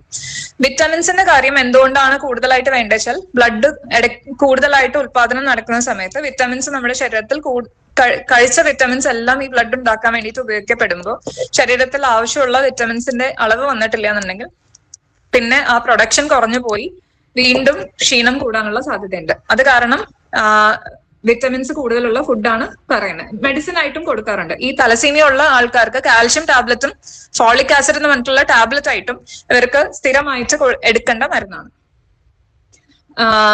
ഇരുമ്പിന്റെ അംശത്തിന്റെ കാര്യം പറഞ്ഞു. പിന്നെ നമുക്ക് എക്സസൈസ് കുറച്ചെങ്കിലും ചെയ്തിട്ടില്ല എന്നുണ്ടെങ്കിൽ ശരീരത്തിന്റെ ഈ ബോണിന്റെ സ്ട്രെങ്ത് കുറഞ്ഞു പോകുന്ന ഒരു സാഹചര്യം ഉള്ളതുകൊണ്ട്, നമ്മൾ മജ്ജ വികസിച്ച് വന്നിട്ട് എല്ലിന്റെ ശക്തി കുറഞ്ഞു പോകുന്ന ഒരു സാഹചര്യം ഉള്ളതുകൊണ്ട് എപ്പോഴും നമുക്ക് ഒരാള് അനങ്ങാതെ ഇരിക്കുന്ന ഒരു സാഹചര്യം വന്നാൽ, അതായത് ആഴ്ചകളോളം തൊട്ട് മാസങ്ങളോളം അനങ്ങാതെ ഇരിക്കുന്ന ഒരു സാഹചര്യം വന്നു കഴിഞ്ഞാൽ അവരുടെ എല്ലുകളുടെ ശക്തി കുറഞ്ഞു വരുന്നതാണ് കാണുന്നത്. അപ്പോ എക്സസൈസ് കുറച്ചെങ്കിലും ചെയ്തിട്ടില്ല എന്നുണ്ടെങ്കിൽ നമ്മുടെ ശരീരത്തിലെ ബോണിന്റെ ശക്തി കുറഞ്ഞു വരും. അങ്ങനെ വരുമ്പോൾ ബോൺ പൊട്ടാനുള്ള സാധ്യത കൂടും. അതേപോലെ ഈ തലസീമിയ ഉള്ള ആൾക്കാർക്ക് ഓൾറെഡി ബോണിന്റെ സ്ട്രെങ്ത് പൊതുവേ കുറവാണ്, മജ്ജ എക്സ്പാൻഡ് ചെയ്യുന്നത്. പക്ഷെ എക്സസൈസ് ചെയ്ത് കഴിഞ്ഞാൽ ഒരു പരിധി വരെ അവരുടെ ബോൺ സ്ട്രെങ്ത് മെയിൻറ്റെയിൻ ചെയ്യാൻ പറ്റും. ഇപ്പൊ കാൽഷ്യം ഫുഡിൽ ആവശ്യത്തിന് ഉണ്ടാവുക, എക്സസൈസ് ചെയ്യുക, ബ്ലഡ് കയറ്റുന്നത് 9ന് മുകളിൽ വെച്ച് കയറ്റുക. ഇത് മൂന്നും നമുക്ക് ബോൺ സ്ട്രെങ്ത് മെയിൻറ്റെയിൻ ചെയ്യാൻ തലസീമയിൽ വളരെ ആവശ്യമുള്ള 3 കാര്യങ്ങളാണ്. ആൻഡ് ഹെമറ്റോളജിസ്റ്റുമായിട്ട് കൃത്യമായ ഇടവേളകളിൽ തുടർ പരിശോധനകൾ നടത്തുക എന്ന് പറയുന്നത് എന്തിനാ വെച്ചാൽ, ഇപ്പോ ഈ തലസീമിയ എന്ന് പറയുന്നത് അത്ര കോമൺ ആയിട്ടുള്ള അസുഖമല്ല. അപ്പോ ഈ അസുഖത്തിൽ വരാൻ സാധ്യതയുള്ള സങ്കീർണതകൾ, കോംപ്ലിക്കേഷൻസ് അതിന് വേണ്ടിയിട്ട് നമ്മൾ നേരത്തെ കണ്ടുപിടിക്കാൻ ശ്രമിച്ചിട്ടില്ല എന്നുണ്ടെങ്കിൽ അത് കോംപ്ലിക്കേഷൻ ഫുൾ ബ്ലോൺ ആയിട്ട്, അതായത് അതിന്റെ പൂർണ്ണ രൂപത്തിൽ അത് പുറത്തോട്ട് കാണിച്ച ശേഷം നമ്മൾ അത് തിരിച്ച് നോർമൽ ആക്കാൻ ശ്രമിക്കുമ്പോൾ ഏറ്റവും കോമൺ കോംപ്ലിക്കേഷൻ നമുക്ക് അയൺ ഓവർലോഡ് ആണ്. അതായത് ഇരുമ്പിന്റെ അളവ് ശരീരത്തിൽ കൂടി പോയിട്ടുള്ള അവയവങ്ങൾക്ക് കേടുപാട് പറ്റുന്നതാണ് ഏറ്റവും കോമൺ കോംപ്ലിക്കേഷൻ. അതൊരു പരിധിയിൽ കൂടുതൽ ശരീരത്തിൽ അയൺ കൂടിക്കഴിഞ്ഞ് ഡാമേജ് ആയ ശേഷം നമ്മളത് തിരിച്ചു പിടിക്കാൻ നോക്കിക്കഴിഞ്ഞാൽ പലപ്പോഴും സാധിക്കാറില്ല. അവയവങ്ങളുടെ കേടുപാട് അയൺ കുറയ്ക്കാൻ ശ്രമിച്ചാലും അവയവത്തിന് തിരിച്ച് അതിനെ നോർമൽ രീതിയിൽ പ്രവർത്തിക്കാൻ പറ്റിക്കൊള്ളണമെന്നില്ല. അതിനു വേണ്ടിയിട്ടാണ് ഈ ഹെമറ്റോളജിസ്റ്റ് ആയിട്ട് കൃത്യമായ ഇടവേളകളിൽ തുടർ പരിശോധനകൾ നടത്തേണ്ടി വരുന്നത്. Next slide please. ഇപ്പോഴത്തെ സാഹചര്യത്തിൽ നമുക്ക് അസുഖം പൂർണ്ണമായി മാറി കിട്ടാൻ അവൈലബിൾ ആയിട്ടുള്ള ഒരു ട്രീറ്റ്മെന്റ് ബോൺ മാരോ ട്രാൻസ്പ്ലാന്റേഷൻ ആണ്. ബോൺ മാരോ ട്രാൻസ്പ്ലാന്റേഷൻ, മജ്ജ മാറ്റിവെക്കൽ എന്ന് പറയുന്നത്, ട്രാൻസ്പ്ലാന്റേഷൻ എന്നുള്ള പേരുള്ളത് കൊണ്ട് ശസ്ത്രക്രിയ എന്ന് പറയപ്പെടുന്നുണ്ട് എന്നുണ്ടെങ്കിൽ പോലും ഇതൊരു ഓപ്പറേഷൻ അല്ല, സർജറി അല്ല. ഈ അസുഖത്തിന്റെ ആർക്കാണെങ്കിലും മജ്ജ മാറ്റി വെക്കുന്ന ഒരു സാഹചര്യം വേണ്ടി വരുന്ന ഒരു പല അസുഖങ്ങളുണ്ട്. ഇവർക്കൊക്കെ ചെയ്യുന്ന കാര്യങ്ങൾ എന്താ വെച്ചാൽ, മജ്ജ തലയോട്ടി തൊട്ട് കാലിന്റെ എല്ല് വരെ എല്ലാ എല്ലുകളിന്റെ ഉള്ളിലും മജ്ജയുണ്ട്. ഇതെല്ലാം കൂടെ തുറന്ന് കളയാനൊന്നും നടക്കില്ല. അപ്പോ ഹൈ ഡോസ് കീമോതെറാപ്പി കൊടുത്തും റേഡിയേഷൻ എടുത്തും മജ്ജ കരിച്ചു കളഞ്ഞ് നോർമൽ ആളുടെ മൂലകോശങ്ങൾ അത് ബ്ലഡ് പോലെ കയറ്റി കൊടുത്ത് ആ കയറ്റിയ മൂലകോശങ്ങൾ ശരീരത്തിൽ കയറി മജ്ജയുടെ ഉള്ളിൽ കയറി വന്ന് അവിടെ നിന്ന് പുതിയ കോശങ്ങൾ കിളിർത്ത് വരുന്നതാണ് ഈ ബോൺ മാരോ ട്രാൻസ്പ്ലാന്റേഷൻ എന്ന് പറയുന്ന പ്രൊസീജിയർ. അപ്പം ഏകദേശം പറയാൻ എത്ര സമയം കൊണ്ട് കഴിഞ്ഞു എന്നുണ്ടെങ്കിലും ഏകദേശം ഈ മജ്ജ കരിച്ചു കളയാൻ വേണ്ടി വരുന്ന മരുന്നുകൾ കൊടുക്കേണ്ടി വരുന്ന സാഹചര്യം ഏകദേശം ഒരു 7 ദിവസം 8 ദിവസത്തോളം മരുന്നുകൾ കൊടുക്കാനുണ്ടാവും. തലസീമിയയിൽ കുറച്ചും കൂടി ബോൺ മാരോ നല്ലോണം കൂടുതൽ കോശങ്ങൾ ഉണ്ടാക്കാൻ പ്രവർത്തിച്ചുകൊണ്ടിരിക്കുന്നത് കൊണ്ട് അവർക്ക് കുറച്ചും കൂടി ഒരു സ്ട്രോങ് ആയിട്ടുള്ള മെഡിസിൻസ് ആയിരിക്കും കൊടുക്കേണ്ടി വരും. ഇപ്പോ മജ്ജ മാറ്റി വെക്കുന്ന സമയത്ത് തലസീമിയയിൽ കുറച്ചും കൂടി സ്ട്രോങ് ആയിട്ടുള്ള മെഡിസിൻസ് കൊടുത്തിട്ടില്ല എന്നുണ്ടെങ്കിൽ ബ്ലഡ് പലതവണ കയറ്റിയിട്ടുള്ള ഒരാളും കൂടി ആയതുകൊണ്ട് അവരുടെ ബോൺ മാരോ ട്രാൻസ്പ്ലാന്റേഷൻ സമയത്ത് കയറ്റിയ കോശങ്ങൾ ശരീരത്തിൽ നിന്ന് റിജക്ട് ചെയ്ത് പോകാനുള്ള റിസ്ക് വളരെ കൂടുതലുള്ള ഒരു സാഹചര്യമാണ് തലസീമിയയിൽ കാണുന്നത്. അപ്പോ ബോൺ മാരോ ട്രാൻസ്പ്ലാന്റേഷൻ വേണം, പക്ഷെ അത് നല്ലോണം എക്സ്പീരിയൻസ് ഉള്ള ഒരു സെന്ററിൽ നിന്ന് ചെയ്യുന്നതാണ് ഈ ബോൺ മാരോ ട്രാൻസ്പ്ലാന്റേഷൻ സക്സസ് ആവാനുള്ള സാധ്യത കൂടുതലുള്ളത്. തലസീമിയയുടെ ട്രാൻസ്പ്ലാന്റേഷൻ വളരെ കോംപ്ലിക്കേറ്റഡ് ആയിട്ടുള്ള ഒരു പ്രൊസീജിയറാണ്. ഏറ്റവും ഐഡിയൽ ഇപ്പൊ ട്രാൻസ്പ്ലാന്റേഷൻ ചെയ്യാൻ വേണ്ടിയിട്ട് മൂലകോശങ്ങൾ എവിടെ നിന്ന് എടുക്കും? മൂലകോശങ്ങൾ എടുക്കുന്നത് ഫാമിലിയുടെ ഉള്ളിൽ ഇപ്പം തലസീമിയ മേജർ അല്ല, അത് ബ്ലഡ് കയറ്റേണ്ട രീതിയിലുള്ള ഒരു സാഹചര്യം ഇല്ലാത്ത തലസീമിയ കാരിയർ ആയിട്ടുള്ള ആരെങ്കിലും ഉണ്ട്, അവർ ഈ രോഗിയുമായിട്ട് ഫുൾ മാച്ച് ഉണ്ടെന്നുണ്ടെങ്കിൽ ആ ടെസ്റ്റുകളിൽ കണ്ടുപിടിച്ചു കഴിഞ്ഞു കഴിഞ്ഞാൽ ആ ആൾക്ക് തലസീമിയ കാരിയർക്കും ബോൺ മാരോ ട്രാൻസ്പ്ലാന്റേഷന് ഡോണർ ആകാൻ പറ്റും. ഇനി അതല്ലാത്തൊരു സാഹചര്യമാണെങ്കിൽ പുറമേ നിന്നും നമുക്ക് മാച്ചുള്ള ആരെങ്കിലും ഉണ്ടോ എന്നുള്ള കാര്യം കണ്ടുപിടിക്കാനുള്ള സംവിധാനമുണ്ട്. ഇത് ബോൺ മാരോ രജിസ്ട്രീസ് എന്ന് പറഞ്ഞിട്ട് നമുക്ക് ലോകത്തെമ്പാടും അവൈലബിൾ ആണ്. അവിടെ എന്താ ചെയ്യണേ വെച്ചാൽ വോളണ്ടറി ആയിട്ട്, അതായത് സ്വമേധയാ നമുക്ക് ഈ മൂലകോശങ്ങൾ ഡൊണേറ്റ് ചെയ്യാൻ വില്ലിംഗ് ആയിട്ടുള്ള ആൾക്കാർ അവരുടെ ടെസ്റ്റ് ചെയ്തിട്ട് ഈ രജിസ്ട്രീസ് അതിന്റെ ലിസ്റ്റ് മെയിൻറ്റെയിൻ ചെയ്യും. അപ്പം ഞാൻ എന്റെ ഇപ്പൊ കൊടുത്തിട്ടുണ്ട്. ഞാൻ എനിക്ക് ആരെങ്കിലും എന്റെ ഈ ഇതിന്റെ ബോൺ മാരോ ട്രാൻസ്പ്ലാന്റേഷന് വേണ്ടിയിട്ട് മാച്ച് ആവുന്ന ഒരു സാഹചര്യം വരുന്നുണ്ടെങ്കിൽ എന്റെ മൂലകോശങ്ങൾ ഡൊണേറ്റ് ചെയ്യാൻ എനിക്ക് താല്പര്യമുണ്ട് എന്ന് പറഞ്ഞിട്ട് ഞാൻ ടെസ്റ്റ് ചെയ്യാൻ വേണ്ടി ടെസ്റ്റ് ചെയ്തിട്ട് അതിന്റെ രജിസ്ട്രിയിൽ രജിസ്റ്റർ ചെയ്തിട്ടുണ്ട്. അപ്പൊ അതിന്റെ പ്രയോജനം എന്താ വെച്ചാൽ ആരെങ്കിലും ഒരാൾ എന്റെ ശരീരത്തിന്റെ HLA എന്ന് പറയുന്ന ടെസ്റ്റുമായിട്ട് മാച്ച് വരുന്നുണ്ടെന്നുണ്ടെങ്കിൽ ആ രജിസ്ട്രിയിലെ ആൾക്കാർ എന്നെ കോൺടാക്ട് ചെയ്യും.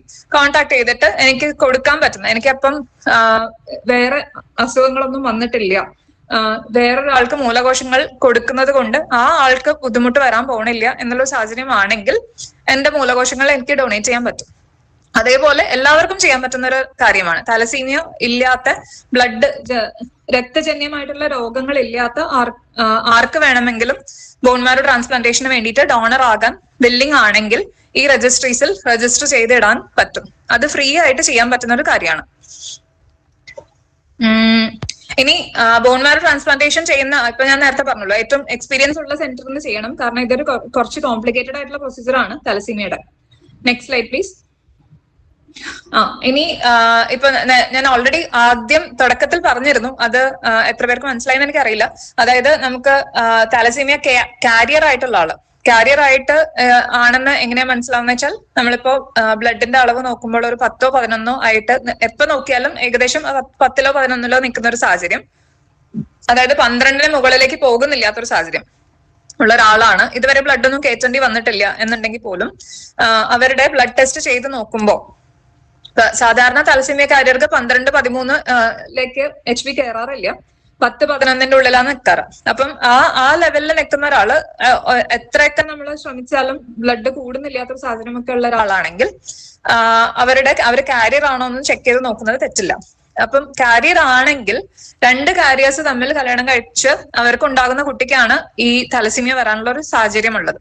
അപ്പോ എപ്പോഴും നമ്മളിപ്പോ ഞാനൊരു കാരിയർ ആണെന്നുണ്ടെങ്കിൽ ഞാൻ വിവാഹം കഴിക്കുന്ന കാരിയർ അല്ല എന്നുള്ള കാര്യം കൺഫേം ചെയ്ത് കഴിഞ്ഞാൽ എനിക്ക് എന്റെ കുട്ടിക്ക് തലസീമിയ വരാതിരിക്കാനുള്ള സാഹചര്യമാണ് ഞാൻ ഒരുക്കി കൊടുക്കുന്നത്. ഇത് ഗവൺമെന്റ് തലത്തിൽ ഈ ഒരു കാര്യം അറബ് കൺട്രീസിലും മാൽഡീവ്സ് എന്ന് പറഞ്ഞിട്ടുള്ള നമ്മുടെ അടുത്തുള്ളൊരു രാജ്യമാണ്. ആ രാജ്യത്തും അവര് ആക്ച്വലി ഇത് റൂളായിട്ട് തന്നെ അവരുടെ രാജ്യത്ത് ചെയ്യുന്നുണ്ട്. മാൽഡീവ്സിൽ ചെയ്യുന്ന കാര്യം എന്താ വെച്ചാൽ, മാൽഡീവ്സിലെ ആൾക്കാർ അത്ര ഭയങ്കര റിച്ച് ആയിട്ടുള്ള ആൾക്കാരൊന്നുമല്ല, അവര് അത്രയധികം പഠിപ്പുള്ള ആൾക്കാരും അല്ല. മിക്ക പുരുഷന്മാരും ഫിഷറീസ്, അതായത് മീൻപിടുത്തക്കാരും പിന്നെ അല്ലെങ്കിൽ ടൂറിസ്റ്റിന് വേണ്ടിയിട്ടുള്ള ഈ റിസോർട്ടിലൊക്കെ വർക്ക് ചെയ്യുന്ന ആൾക്കാരാണ്. ഓക്കെ, അപ്പം ഈ ആൾക്കാർക്കും ഈ തലസീമിയ അവരുടെ രാജ്യത്ത് ഈ ഐലൻഡുകളിൽ അവര് ഈ തലസീമിയ കാരിയേഴ്സ് തമ്മിൽ വിവാഹം കഴിച്ച് കുറെ അധികം തലസീമിയ ഉള്ള ആൾക്കാർ ജനിക്കുകയും അവരുടെ ഗവൺമെന്റിന്റെ ചെലവിൽ ഇവരുടെ ബോൺ മാരോ ട്രാൻസ്പ്ലാന്റേഷൻ ഒക്കെ ചെയ്യേണ്ടി വരുന്ന ഒരു സാഹചര്യം ഒക്കെ വന്ന സമയത്ത് ഗവൺമെന്റിന്റെ തലത്തിൽ തന്നെ അവര് ഉണ്ടാക്കിയ റൂൾ എന്താ വെച്ചാൽ, വിവാഹത്തിന് മുമ്പ് എല്ലാവരും അവരുടെ തലസീമിയ കാരിയർ ടെസ്റ്റിംഗ് ചെയ്യണം. ടെസ്റ്റിംഗ് ചെയ്ത് നോക്കിയിട്ട് അവരപ്പം അവർക്ക് എല്ലാവർക്കും കാർഡ് കൊടുക്കും. പിങ്ക് കാർഡ് കയ്യിൽ കിട്ടിയിട്ടുള്ള ഈ തലസീമിയ ഉള്ള കാരിയർ ആണെങ്കിൽ അവർക്ക് പിങ്ക് കാർഡ് കൊടുക്കും.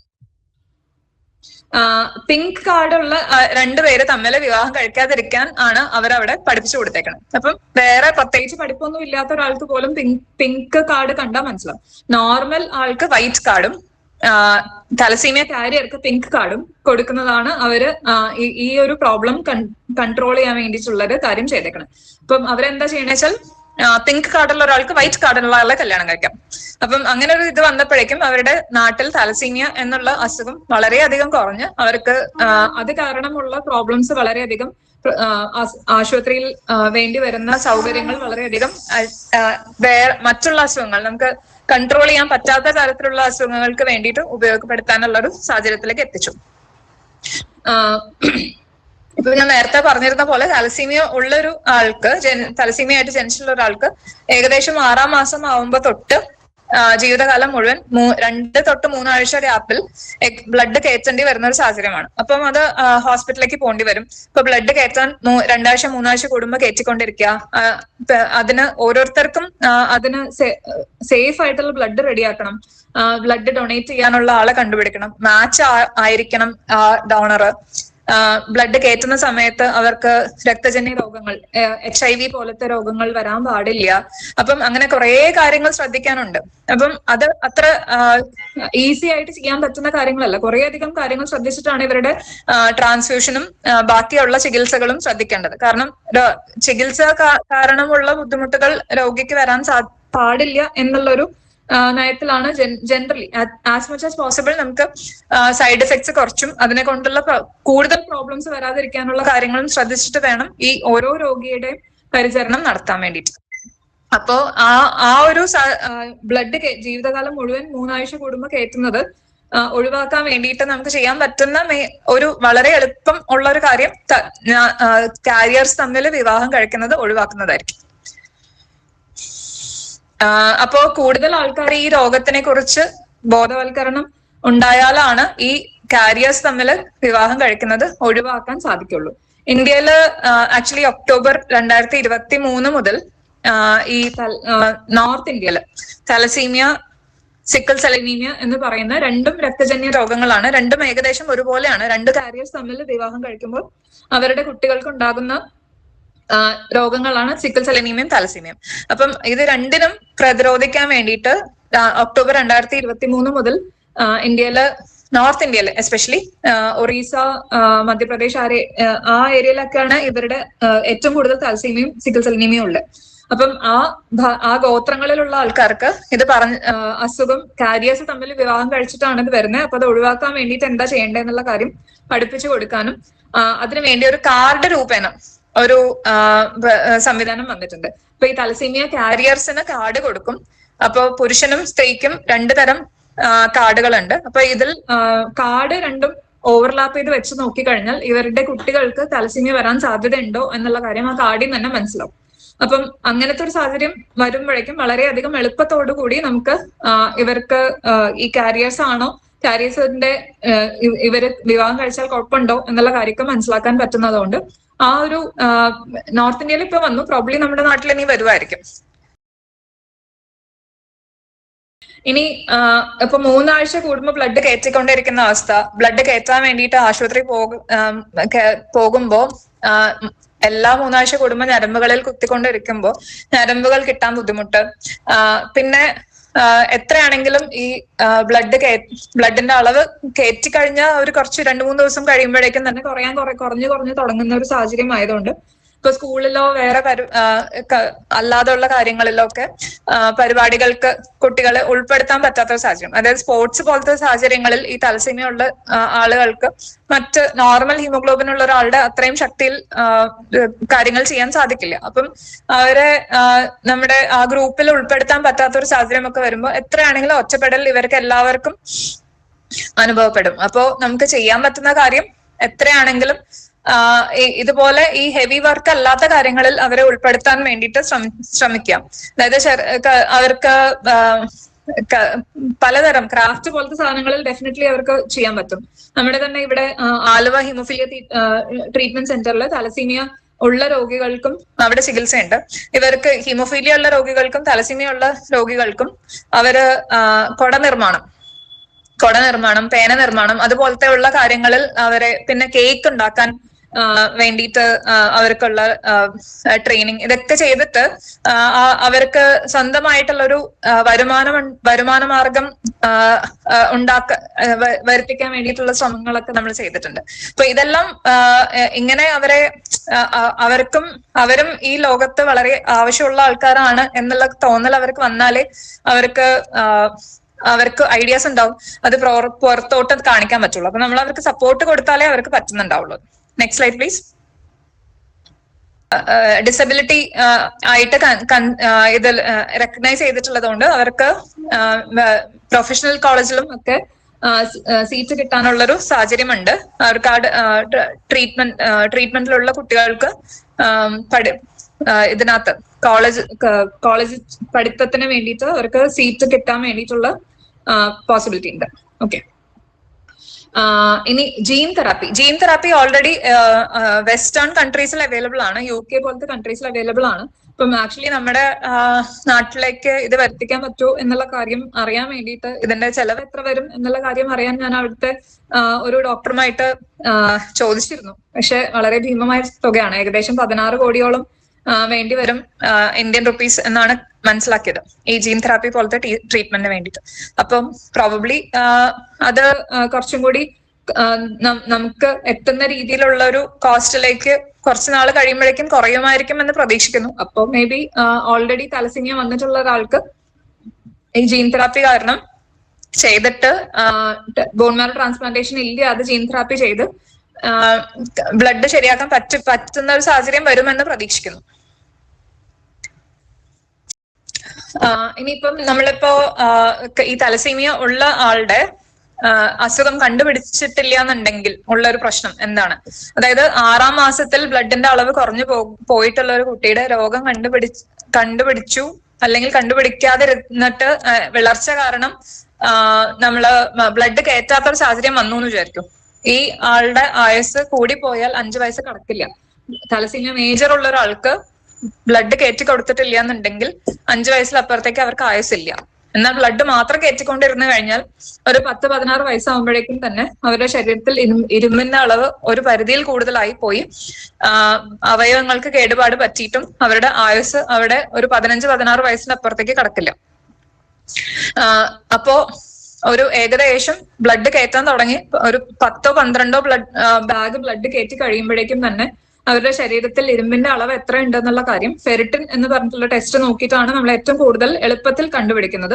അപ്പൊ ഈ ഫെറിറ്റിന്റെ അളവ് ഏകദേശം 1000ന്റെ മുകളിലേക്ക് എത്തി തുടങ്ങി കഴിഞ്ഞാൽ അന്ന് മുതൽ തൊട്ട് നമ്മൾ ഈ ഇരുമ്പ് അലിഞ്ഞു പോവാൻ വേണ്ടിയിട്ടുള്ള മരുന്നുകൾ ഏതാണോ ആളുടെ ശരീരത്തിന് പറ്റുന്നത് അതനുസരിച്ചുള്ള മരുന്ന് കൊടുത്ത് ആ മരുന്നിന്റെ സൈഡ് എഫക്റ്റുകൾ വരുന്നില്ല എന്നുള്ള കാര്യം നോക്കി അങ്ങനെയാണ് ഈ രോഗികളുടെ ബോൺ മാരോ ട്രാൻസ്പ്ലാന്റേഷനിലേക്ക് പോവാതെ നിൽക്കുന്ന രോഗികളുടെ തുടർന്നുള്ള ചികിത്സ നടത്തുന്നത്. അതായത് 3 ആഴ്ച കൂടുമ്പോൾ ബ്ലഡ് കയറ്റിക്കൊണ്ടിരിക്കുന്നു, ഇവർക്ക് ഇരുമ്പിന്റെ അളവ് കൂടി പോയിട്ട് ബാക്കി അവയവങ്ങൾക്ക് കേടുപാട് വരാതിരിക്കാനുള്ള മരുന്നുകൾ കൊടുത്ത് ഇരുമ്പ് അലിയിച്ച് കളയാൻ ശ്രമിക്കുന്നു. പിന്നെ ഈ മരുന്നുകളെ കൊണ്ടോ മരുന്നുകൾ പ്രവർത്തിക്കുന്നുണ്ടോ എന്നുള്ള കാര്യം 3 മാസം കൂടുമ്പോൾ ഫെറിറ്റിൻ ടെസ്റ്റ് ചെയ്ത് നോക്കുന്നു.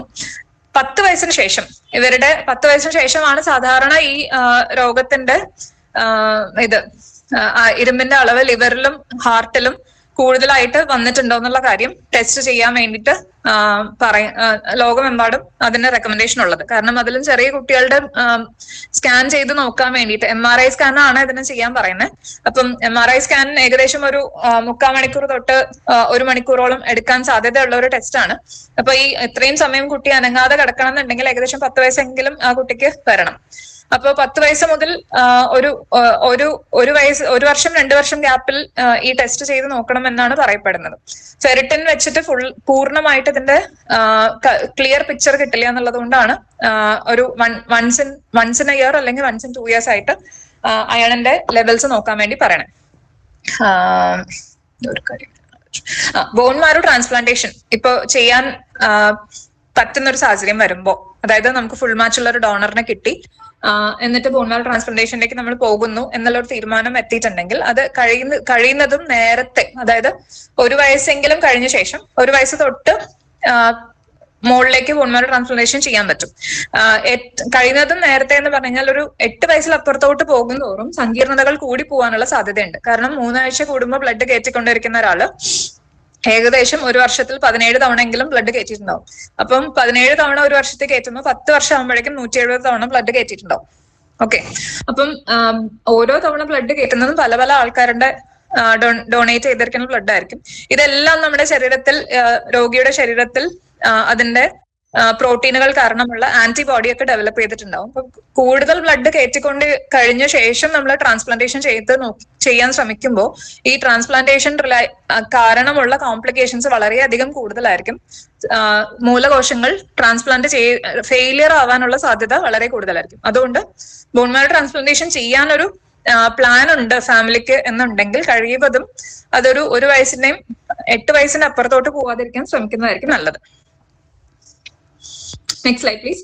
Okay, thank you. അപ്പം കാരിയർ ആണോ എന്നുള്ള കാര്യം കണ്ടുപിടിച്ച് കാരിയർ ആണ് എന്ന് അഥവാ മനസ്സിലായിട്ടുണ്ടെന്നുണ്ടെങ്കിൽ, അപ്പോ അത് ആര് വേണമെങ്കിലും ആവാം കാരിയർ ആകുന്നത്. ഇപ്പൊ കാരിയർ ആണെന്ന് മനസ്സിലായിട്ടുണ്ടെന്നുണ്ടെങ്കിൽ കഴിവതും നമ്മുടെ സ്പൗസ്, അതായത് ഹസ്ബൻഡോ വൈഫോ നമ്മൾ വിവാഹം കഴിക്കുന്ന, ഞാനിപ്പോ ഒരു കാരിയർ ആണെങ്കിൽ ഞാനൊരു കാരിയറിനെ വിവാഹം കഴിക്കാതിരിക്കുന്നതായിരിക്കും നല്ലത്, എന്റെ കുട്ടിക്ക് തലസ്സീമിയ വരാതിരിക്കാൻ. ചോദ്യങ്ങൾ ഉണ്ടെങ്കിൽ ചോദിക്കാം. Thank you. നമ്മളിപ്പം ഈ കാരിയർ സംശയിക്കുന്നു എന്ന് പറഞ്ഞത് ഏതെങ്കിലും ഒരു പർട്ടിക്കുലർ ഏരിയയിലാണോ അതോ എല്ലാവർക്കും ഉണ്ട് എന്നുള്ളൊരു സംശയം തന്നെ വരണോ? ഹീമോഗ്ലോബിൻ കുറവുള്ള എല്ലാവർക്കും?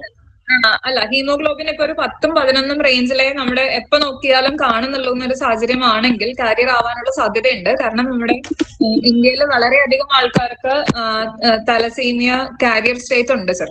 ഈ ലോകത്ത് തന്നെയുള്ള ഏറ്റവും കൂടുതൽ തലസീമിയ പേഷ്യൻസ് ഇന്ത്യയിലാണ് ഉള്ളത്. നമ്മുടെ നാട്ടില് കമ്പാരിറ്റീവ്ലി ഒരു 300-350 ആൾക്കാരേ ഉള്ളൂ തലസീമിയ മേജർ ഉള്ളേ. പക്ഷെ മേജർ ആവണമെന്നുണ്ടെങ്കിൽ തന്നെ 2 കാരിയേഴ്സ് തമ്മിൽ മാരേജ് ആവുമ്പോഴേ കുട്ടി മേജർ ആവാനുള്ള സാധ്യത വരുന്നുള്ളൂ. അപ്പം എന്നാൽ വേറൊരാള് ഇപ്പം കാരിയർ വിവാഹം കഴിച്ചിരിക്കുന്നത് നോർമൽ പേഴ്സണെ ആണെങ്കിൽ അവരുടെ കുട്ടിക്ക് തലസീമിയ കാരിയർ തന്നെ ആവുള്ളൂ. അപ്പോ നമ്മൾ കാരിയർ ആണോ എന്നുള്ള കാര്യം ബ്ലഡ് കുട്ടിക്ക് തലസീമിയ വന്ന ശേഷമാണ് മിക്കവരും അറിയുന്നത്, പ്രത്യേകിച്ച് ലക്ഷണങ്ങളൊന്നും ഇല്ലാത്തതുകൊണ്ട്. അപ്പം ടെസ്റ്റ് ചെയ്യാൻ പറ്റുന്നുണ്ടെങ്കിൽ അതായിരിക്കും ഏറ്റവും ബെറ്റർ. എസ്പെഷ്യലി അമൃത പോലത്തെ വലിയ ഹോസ്പിറ്റലിലേക്ക് പോകേണ്ട ആവശ്യമില്ല സാർ. അതാ ഞാൻ ആദ്യമേ പറഞ്ഞത്. അതായത് നമുക്കിപ്പം ആലുവ ഹെമോഫീലിയ ട്രീറ്റ്മെന്റ് സെന്ററിൽ, പിന്നെ ഒരുവിധം എല്ലാ ഗവൺമെന്റ് മെഡിക്കൽ കോളേജസിലും എല്ലാം ഇതിന് സൗകര്യമുണ്ട് സാർ. ഈ കാരിയർ ആണോ എന്നുള്ള കാര്യം ടെസ്റ്റ് ചെയ്യാനുള്ള സൗകര്യമുണ്ട്. അതവിടെ ഗവൺമെന്റ് സ്ഥാപനത്തിൽ ഫ്രീ ആയിട്ട് ചെയ്യാനുള്ള സൗകര്യമുണ്ട് സാർ.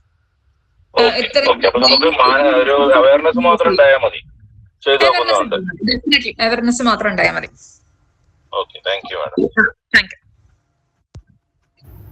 നിങ്ങൾക്ക് മറ്റെന്തെങ്കിലും ചോദ്യമോ മറ്റ് സംശയങ്ങളോ ഉണ്ടെന്നുണ്ടെങ്കിൽ മൈക്ക് ഓൺ ചെയ്തോ ചാറ്റ് ബോക്സിലോ ചോദിക്കാവുന്നതാണ്.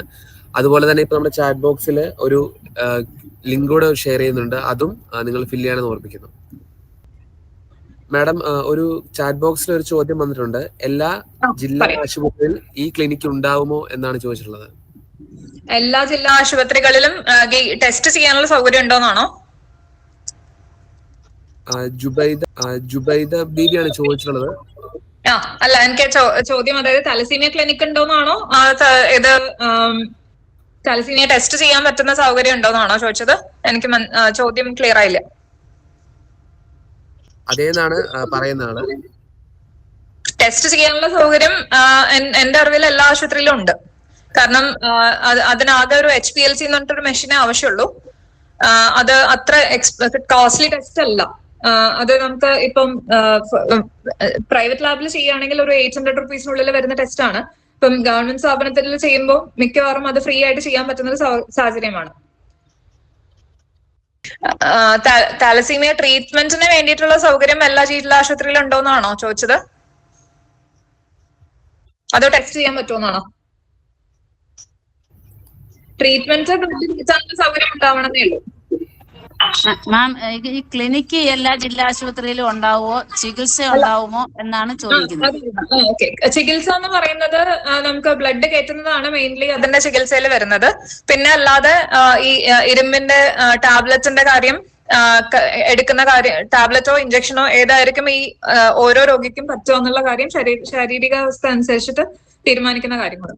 അപ്പോ അത് എല്ലാ ജില്ലാ ആശുപത്രിയിലും കുട്ടികളുടെ വിഭാഗത്തിലുള്ള ഡോക്ടർമാർക്കാണ് ഏറ്റവും കൂടുതൽ ഈ തലസീമിയമായിട്ടുള്ള ഇത് കിട്ടുന്നത്. അപ്പൊ പീഡിയാട്രിക്സിലെ ഡോക്ടേഴ്സിനായിരിക്കും ഇത് പറഞ്ഞു തരാൻ വേണ്ടിയിട്ടും പറ്റുന്നുണ്ടാവാം. ഒരുവിധം എല്ലാ പീഡിയാട്രിക്സിലെ ഡോക്ടേഴ്സിനും ഇതിനെക്കുറിച്ച് അറിവുണ്ട്. ഹെമറ്റോളജി ഉള്ള ഡോക്ടേഴ്സ് ജില്ലാ ആശുപത്രിയിൽ ഇല്ല. ഗവൺമെന്റ് കോളേജസിൽ തന്നെ, ഗവൺമെന്റ് മെഡിക്കൽ കോളേജസിൽ തന്നെ കോഴിക്കോട് മെഡിക്കൽ കോളേജിൽ ഡോക്ടർ ഹിത ഉണ്ട്. പിന്നെ മലബാർ ക്യാൻസർ സെന്ററിൽ ഡോക്ടർ ചന്ദ്രൻ നായർ സാറാണ് മെഡിക്കൽ കോളേജിൽ ഹെമറ്റോളജി ട്രെയിനിങ് കഴിഞ്ഞിട്ടുള്ള ഡോക്ടേഴ്സ് ഉള്ളത്. പിന്നെ ട്രിവാൻഡ്രം മെഡിക്കൽ കോളേജിലും ഹെമറ്റോളജി ക്ലിനിക് ഉണ്ട്. ഇതല്ലാതെ ബാക്കി മെഡിക്കൽ കോളേജസിൽ എനിക്കറിയാവുന്നതനുസരിച്ചിട്ട് അവിടെ ജനറൽ മെഡിസിനിലെയും പീഡിയാട്രിക്സിലെയും ഡോക്ടേഴ്സ് ആണ് ഈ തലസീമിയ ഉള്ള രോഗികളുടെ ട്രീറ്റ്മെന്റ് ഹാൻഡിൽ ചെയ്യുന്നത്. Hello madam. പറയൂ. നമുക്കിപ്പോ മാരേജ് കഴിഞ്ഞൊരു വ്യക്തി ആയാലും അല്ലെങ്കിൽ പ്രഗ്നന്റ് ആവുന്ന ടൈം ആയാലും നമ്മൾ ഈ ടെസ്റ്റ് നമ്മൾ ചെയ്ത് നോക്കണമെന്നുണ്ടോ? അല്ലെങ്കിൽ പ്രഗ്നൻസി ടെസ്റ്റുകളിൽ അതാ മനസ്സിലായി. അതായത് ഇപ്പൊ നമ്മളെ വിവാഹം കഴിഞ്ഞു, കുട്ടി ഉണ്ടായിട്ടില്ല, അതിനു മുമ്പ് നമ്മളിപ്പോ കാരിയർ ആണെന്ന് കണ്ടുപിടിച്ചു. അപ്പൊ സപ്പോസ് ഹസ്ബൻഡും കാരിയർ ആണെന്നുണ്ടെങ്കിൽ പ്രഗ്നൻസി സമയത്ത് തന്നെ കുഞ്ഞിന് ഈ അസുഖം ബാധിച്ചിട്ടുണ്ടോ എന്നുള്ള കാര്യം കണ്ടുപിടിക്കാനുള്ള സൗകര്യമുണ്ട്. ജനറ്റിക്സ് ടെസ്റ്റില് കണ്ടുപിടിക്കാൻ പറ്റും. മാഡം, ഈ അബോർഷൻ ആവുന്ന കേസുകളില്ലേ, അപ്പൊ അതില് ഇതിന്റെ സാധ്യത ഉണ്ടോ? തലസീമിയ കാരണം അബോർഷൻ ആവോ എന്നാണോ ചോദിക്കുന്നത്? അല്ല, തലസീമിയ കാരണം അബോർഷൻ ആവില്ല. ഗർഭാവസ്ഥയിൽ അവർക്ക് ബുദ്ധിമുട്ടുകളില്ല. അവർക്ക് ഗർഭാവസ്ഥയിൽ നമ്മുടെ ശരീരത്തിലുള്ള ഹീമോഗ്ലോബിനിൽ ഈ ബീറ്റ ചെയിൻ ആവശ്യമില്ല. ഗർഭാവസ്ഥയിൽ നമുക്ക് ഫീറ്റൽ ഹീമോഗ്ലോബിൻ നമുക്കുള്ളൊരു ടൈപ്പ് ഹീമോഗ്ലോബിൻ ആണ് നമ്മുടെ ശരീരത്തിലുള്ളത്. ആ ഫീറ്റൽ ഹീമോഗ്ലോബിനിൽ ബീറ്റ ചെയിൻ ഇല്ല. അപ്പം ഗർഭാവസ്ഥയിൽ കുഞ്ഞിന് വളർച്ചയ്ക്ക് പ്രശ്നം വരില്ല, ബീറ്റ തലസീമിയ ഉള്ള ഒരു കുട്ടിക്ക്. അപ്പം അങ്ങനത്തെ ഒരു കുട്ടിക്ക് ജനിച്ച ശേഷം ഏകദേശം 4 മുതൽ 6 മാസം ആകുമ്പോഴേക്കുമാണ് ഇതിന്റെ ലക്ഷണങ്ങൾ പുറത്തോട്ട് കാണിക്കാൻ തുടങ്ങുന്നത്. ജനിക്കുന്ന സമയത്തും കണ്ടാൽ മനസ്സിലാവില്ല. ജനിച്ച ശേഷം ഉടനെ ആദ്യത്തെ 6 മാസത്തിനുള്ളിൽ ഇതിന്റെ നേരത്തെ പറഞ്ഞ ഇലക്ട്രോഫോറസിസ് ചെയ്താൽ തലസീമിയ ഉണ്ടോ എന്ന് കണ്ടുപിടിക്കാൻ പറ്റുന്നുണ്ടാവില്ല. അത്രയും നേരത്തെ ഉള്ള ഒരു കുട്ടിക്ക് നമുക്ക് തലസീമിയ ഉണ്ടോ എന്നുള്ള ഒരു കാര്യം ടെസ്റ്റ് ചെയ്യണമെങ്കിൽ ജനറ്റിക് ടെസ്റ്റിലെ കണ്ടുപിടിക്കാൻ പറ്റുള്ളൂ. 6 മാസമൊക്കെ ആകുമ്പോഴേക്ക് അറിയാൻ പറ്റുള്ളൂ. ഗർഭാവസ്ഥയിൽ ജനറ്റിക് ടെസ്റ്റ് ചെയ്താൽ കണ്ടുപിടിക്കാൻ പറ്റും ഈ കുട്ടിക്ക് ബാധിച്ചിട്ടുണ്ടോ ഇല്ല എന്നുള്ള കാര്യം. ഇലക്ട്രോഫോറസിസ് പോലത്തെ ഉള്ള ചെറിയ ടെസ്റ്റില് 6 മാസം ആവാതെ കണ്ടുപിടിക്കാൻ പാടായിരിക്കും, ബുദ്ധിമുട്ടായിരിക്കും. ഞാൻ കണ്ടു. അതായത് ഡോണർ ആകാൻ താല്പര്യമുള്ളവർക്ക് ബ്ലഡ് റിലേറ്റഡ് അസുഖങ്ങൾ ഉണ്ടെങ്കിൽ മാത്രമേ പ്രശ്നമുള്ളൂ. അതായത് ബ്ലഡിൽ കൂടെ മറ്റൊരാളിലേക്ക് പകരാൻ സാധ്യതയുള്ള അസുഖങ്ങളുള്ള ഒരാളെ ഡോണറായിട്ട് ചൂസ് ചെയ്യില്ല. അപ്പൊ അതിപ്പോ പലതരം ഈ വൈറൽ ഇൻഫെക്ഷൻസ് ചിലത് നമുക്ക് ബ്ലഡിൽ കൂടെ ഒരാളുടെ അടുത്തുനിന്ന് മറ്റൊരാളിലേക്ക് പകരാൻ സാധ്യത ഉള്ളതുണ്ട്. പിന്നെ ജനിതകമായിട്ടുള്ള അസുഖങ്ങളും ചിലത് ബ്ലഡിൽ കൂടെ പകരാൻ സാധ്യതയുള്ളതുണ്ട്. അപ്പം അങ്ങനെയുള്ള ഇപ്പോ അസുഖങ്ങളുള്ള ഒരാൾക്ക് ഡോണർ ആകാൻ പറ്റുന്നുണ്ടാവില്ല. പക്ഷെ ഇപ്പോ ഒരു 18 വയസ്സ് ആയിട്ട് വേറെ പ്രത്യേകിച്ച് വേറെ ലക്ഷണങ്ങളൊന്നും ഇല്ലാതിരിക്കുന്ന ഒരാൾക്ക് ഈ ടെസ്റ്റ് ചെയ്ത് നോക്കുന്നത് ഡൊണേഷന് തൊട്ട് മുമ്പായിരിക്കും, ബാക്കി വേറെ പ്രത്യേകിച്ച് ലക്ഷണങ്ങളൊന്നും ഇല്ലാത്ത ഒരാളുടെ. എന്നിട്ടേ ഫിറ്റ്നസ് തീരുമാനിക്കുള്ളൂ. പക്ഷെ 18 വയസ്സ് ആയി നമുക്ക് വേറെ പ്രത്യേകിച്ച് ബ്ലഡ് ഒന്നും കയറ്റേണ്ട ആവശ്യം ഇതുവരെ ശരീരത്തിന് വന്നിട്ടില്ല, വേറെ വളർച്ചയ്ക്ക് പ്രശ്നങ്ങളൊന്നും ഇല്ലാത്തൊരു സാഹചര്യമാണെന്നുണ്ടെങ്കിൽ ഡോണർ ആകാൻ വില്ലിങ്നെസ് കാണിക്കുന്നതിൽ തെറ്റില്ല. ഞാനൊരു ക്വസ്റ്റ്യൻ കണ്ടു, അതിന്റെ ഉത്തരം പറഞ്ഞാണേ. ഇനി മറ്റു ചോദ്യങ്ങളും സംശയങ്ങളും ഒന്നും ഇല്ല എന്ന് വിശ്വസിക്കുന്നു. ഇപ്പൊ എന്തോ ഒരു ക്വസ്റ്റ്യൻ വന്നു, ഞാനത് ഫുള്ള് വായിക്കാൻ പറ്റില്ല, ഓഫായി. ശരി. തലസീമിയ കുട്ടിക്കും വലിയ ആൾക്കാർക്കും ഒരുപോലെയാണ് ചികിത്സ എന്നോ? അത് കഴിഞ്ഞിട്ടുള്ള ലാസ്റ്റ് ഭാഗം കണ്ടില്ലേ, ഒന്ന് വായിക്കാവോ?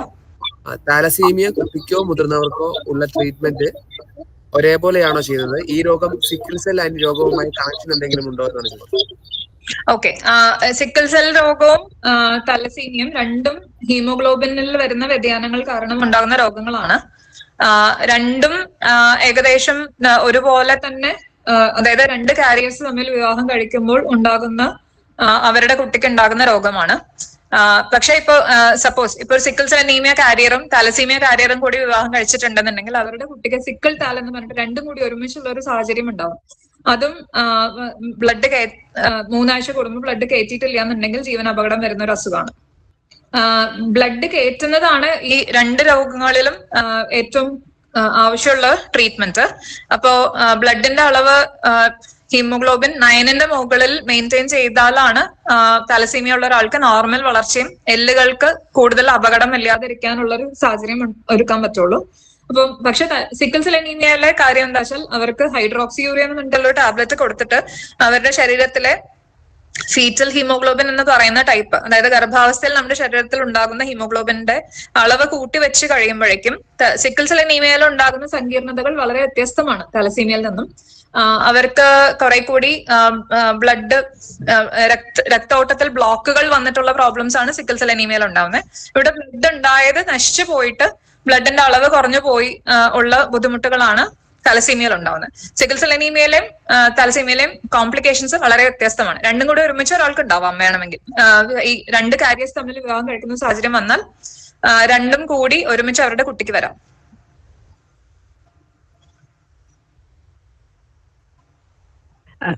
മാം പറഞ്ഞോളൂ. മാം, തലസീമിയക്ക് നമുക്ക് നിലവിൽ നമ്മുടെ നാട്ടിൽ അല്ലെങ്കിൽ കേരളത്തിലുള്ള എന്തൊക്കെ ചികിത്സാ രീതികളാണ്, അല്ലെങ്കിൽ എങ്ങനെയാ അത് എന്തൊക്കെയാണ് നമുക്ക് നാട്ടിൽ അവൈലബിൾ ആയിട്ടുള്ളത്? അതായത് നമുക്കിപ്പോ ബ്ലഡ് കയറ്റാനുള്ള സൗകര്യം എല്ലാ ഡിസ്ട്രിക്റ്റിലും ഉണ്ട്. ബ്ലഡിന്റെ ഇരുമ്പിന്റെ അളവ് കുറയ്ക്കാനുള്ള മെഡിസിൻ കൊടുക്കാനുള്ള സാഹചര്യം ഗവൺമെന്റ് മുഖേന അവൈലബിൾ ആണ്. പിന്നെ മൂന്നാമത്തെ കാര്യം ബോൺ മാരോ ട്രാൻസ്പ്ലാന്റേഷനുള്ള സൗകര്യം ഇതിനകത്ത് കേരളത്തില് ഏകദേശം ഒരു ഗവൺമെന്റ് സ്ഥാപനമായിട്ട് ഇതിന്റെ ബോൺ മാരോ ട്രാൻസ്പ്ലാന്റേഷൻ ചെയ്യാൻ സൗകര്യം മലബാർ ക്യാൻസർ സെന്ററിലാണ് ഉള്ളത്. ബാക്കി ബോൺ മാരോ ട്രാൻസ്പ്ലാന്റേഷൻ ചെയ്യാൻ സൗകര്യമുള്ള കേരളത്തിലെ ഏകദേശം ഒരു 5-6 പ്രൈവറ്റ് ഹോസ്പിറ്റൽസ് ഉണ്ട് ഇതിന് എക്സ്പീരിയൻസ് ഉള്ള. ജീൻ തെറാപ്പി ഇപ്പൊ നമ്മുടെ നാട്ടിൽ അവൈലബിൾ അല്ല.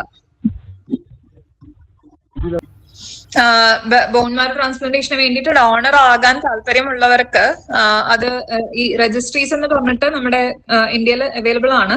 അതില് ഇപ്പം കേരളത്തിലെ ഏറ്റവും കൂടുതൽ സജീവമായിട്ട് പ്രവർത്തിക്കുന്നത് ധാത്രി എന്ന് പറഞ്ഞിട്ടുള്ള രജിസ്ട്രിയാണ്. അപ്പൊ ഈ ധാത്രിയിലെ ആൾക്കാരുമായിട്ട് കോൺടാക്ട് ചെയ്യാൻ പറ്റിക്കഴിഞ്ഞാൽ അത് ഈവൻ നമുക്ക് ഗൂഗിളിൽ സെർച്ച് ചെയ്ത് കഴിഞ്ഞാൽ കാണാൻ പറ്റും അവർക്ക് ധാത്രിയുമായിട്ട് രജിസ്റ്റർ ചെയ്യാൻ വേണ്ടിയിട്ട്. പിന്നെ അല്ലാതെ രജിസ്ട്രീസ് അവൈലബിൾ അത് DKMS എന്ന് പറഞ്ഞിട്ട് രജിസ്ട്രി ഉണ്ട്, ജീൻ ബന്ധു എന്ന് പറഞ്ഞിട്ട് രജിസ്ട്രി ഉണ്ട്. ഇതൊക്കെ ഇന്ത്യയിൽ അവൈലബിൾ ആയിട്ടുള്ള രജിസ്ട്രീസ് ആണ്. അപ്പം ഈ രജിസ്ട്രിയുമായിട്ട് നമ്മൾ കോൺടാക്ട് ചെയ്ത് കഴിഞ്ഞാൽ നമുക്ക് ഡോണർ ആകാൻ താല്പര്യമുള്ള ഒരാൾക്ക് അവര് ബ്ലഡ് ടെസ്റ്റ് ചെയ്യണമെന്നില്ല. അവരുടെ വായയുടെ ഉള്ളിലുള്ള നമ്മുടെ കവിളിന്റെ അകത്തുള്ള ഭാഗത്ത് നിന്ന് അവര് സ്വാബ് എടുക്കും. ആ സ്വാബിന്റെ അതിന്റെ ഉള്ളിലുള്ള സ്കിന്നിന്റെ ടിഷ്യൂ വെച്ചിട്ട് അതിനകത്തുനിന്ന് ഇവർക്ക് ടെസ്റ്റ് ചെയ്തിട്ട് നമ്മുടെ HLA എന്ന് പറഞ്ഞിട്ടുള്ള ഒരു ടെസ്റ്റ് ചെയ്ത് നോക്കി വെക്കും അവർ. അപ്പം അഥവാ അങ്ങനെ ചെയ്ത് കഴിഞ്ഞ് ടെസ്റ്റ് ചെയ്തതിന്റെ അവര് മെയിൻറ്റെയിൻ ചെയ്യുമ്പോൾ എപ്പോഴെങ്കിലും നമ്മളുമായിട്ട് മാച്ച് ഉള്ള ഒരാള് ആവശ്യം വരുന്ന ഒരു സാഹചര്യം വന്നു കഴിഞ്ഞാൽ അപ്പൊ നമ്മളെ കോൺടാക്ട് ചെയ്യും. എന്നിട്ട് നമ്മുടെ ബ്ലഡ് ടെസ്റ്റുകൾ ചെയ്ത് നോക്കി നമ്മൾ ആ സമയത്ത് ഡൊണേറ്റ് ചെയ്യാൻ എലിജിബിൾ ആണോ, അതായത് നമ്മൾ ഡൊണേറ്റ് ചെയ്യാൻ നമുക്ക് ഡൊണേറ്റ് ചെയ്തതുകൊണ്ട് നമുക്ക് പ്രോബ്ലംസ് വരുമോ എന്നുള്ള കാര്യം കൺഫേം ചെയ്ത ശേഷമായിരിക്കുള്ളൂ നമ്മുടെ സെൽസ് എടുക്കുക. സെൽസ് എടുക്കുന്നത് മജ്ജ കുത്തിയിട്ടല്ല. മജ്ജ കുത്തി എടുക്കാൻ പറ്റുന്ന എടുക്കേണ്ടി വരുന്ന ചില സാഹചര്യങ്ങളുണ്ട്. എന്നാൽ പോലും കൂടുതലും ഇപ്പോ ഉപയോഗിച്ച് വരുന്നത് ബ്ലഡ് ഡൊണേറ്റ് ചെയ്യുന്ന പോലെയുള്ള പെരിഫറൽ ബ്ലഡ് സ്റ്റെം സെൽ എഫെറസിസ് എന്ന് പറയുന്ന പ്രൊസീജിയറാണ്. അതായത് നമ്മുടെ മൂലകോശങ്ങൾ ബ്ലഡിലേക്ക് ഇറങ്ങി വരാൻ വേണ്ടി ഇഞ്ചക്ഷൻ എടുത്ത് 5-ാമത്തെ ദിവസം ഈ മൂലകോശങ്ങൾ ഇറങ്ങി വന്നത് ബ്ലഡിൽ നിന്ന് തന്നെ ഊറ്റിയെടുക്കാൻ പറ്റുന്ന ഒരു സാഹചര്യമുണ്ട്. എഫെറസിസ് ടെക്നിക് എന്ന് പറയുന്നതിന്. അപ്പൊ അത് ചെയ്യാൻ സൗകര്യമുള്ള ആശുപത്രികൾ നമ്മുടെ കേരളത്തിലുണ്ട്. അപ്പം ഈ ആശുപത്രികളിൽ നിന്നും ഇത് എഫെറസിസ് ടെക്നിക് വഴി മൂലകോശങ്ങൾ എടുത്തു കഴിഞ്ഞാൽ അത് ഡോണറുടെ കോശങ്ങൾ പേഷ്യന്റിന് കയറ്റാൻ പറ്റും. അതിന് ഡോണർക്ക് പ്രോബ്ലംസ് വരാറില്ല. കാരണം ഇഞ്ചക്ഷൻ എടുക്കുന്ന സമയത്തുള്ള ചെറിയ ബുദ്ധിമുട്ടുകൾ, അതായത് പൊതുവെ കാണാറുള്ള ഏറ്റവും കോമൺ ആയിട്ടുള്ള ബുദ്ധിമുട്ട് ചിലർക്ക് ഒരു നമുക്ക് വൈറൽ പനിയൊക്കെ വരുന്ന സമയത്ത് ഉണ്ടാകുന്ന പോലെയുള്ള മസിലിന് കഴപ്പ് വരാം, നടുവിന് ഒരു കഴപ്പ് വരാം.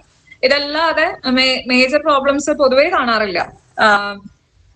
പ്ലീഹയുടെ വീക്കമുള്ള ആൾക്കാർക്ക് മാത്രമാണ് അല്ലാതെ കോംപ്ലിക്കേഷൻസ് വരാനുള്ള സാധ്യതയുള്ളൂ ഈ ഡോണർ ആവാൻ ശ്രമിച്ചിട്ടുണ്ടെങ്കിൽ.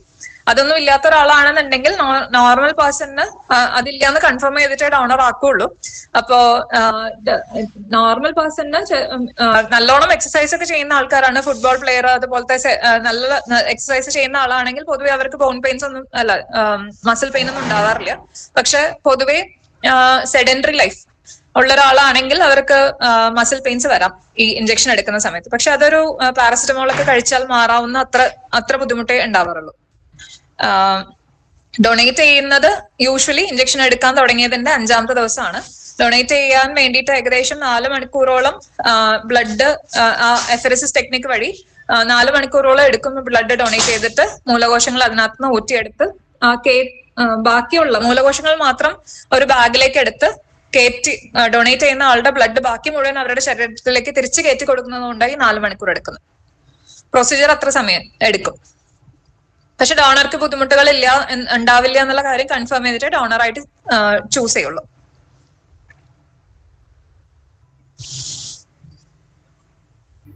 മറ്റു ചോദ്യങ്ങളോ സംശയങ്ങളോ എന്തെങ്കിലും ചോദിക്കാനുണ്ടെങ്കിൽ അവസാന നിമിഷത്തിലേക്ക് കടക്കുകയാണ് നമ്മുടെ സെഷന്റെ.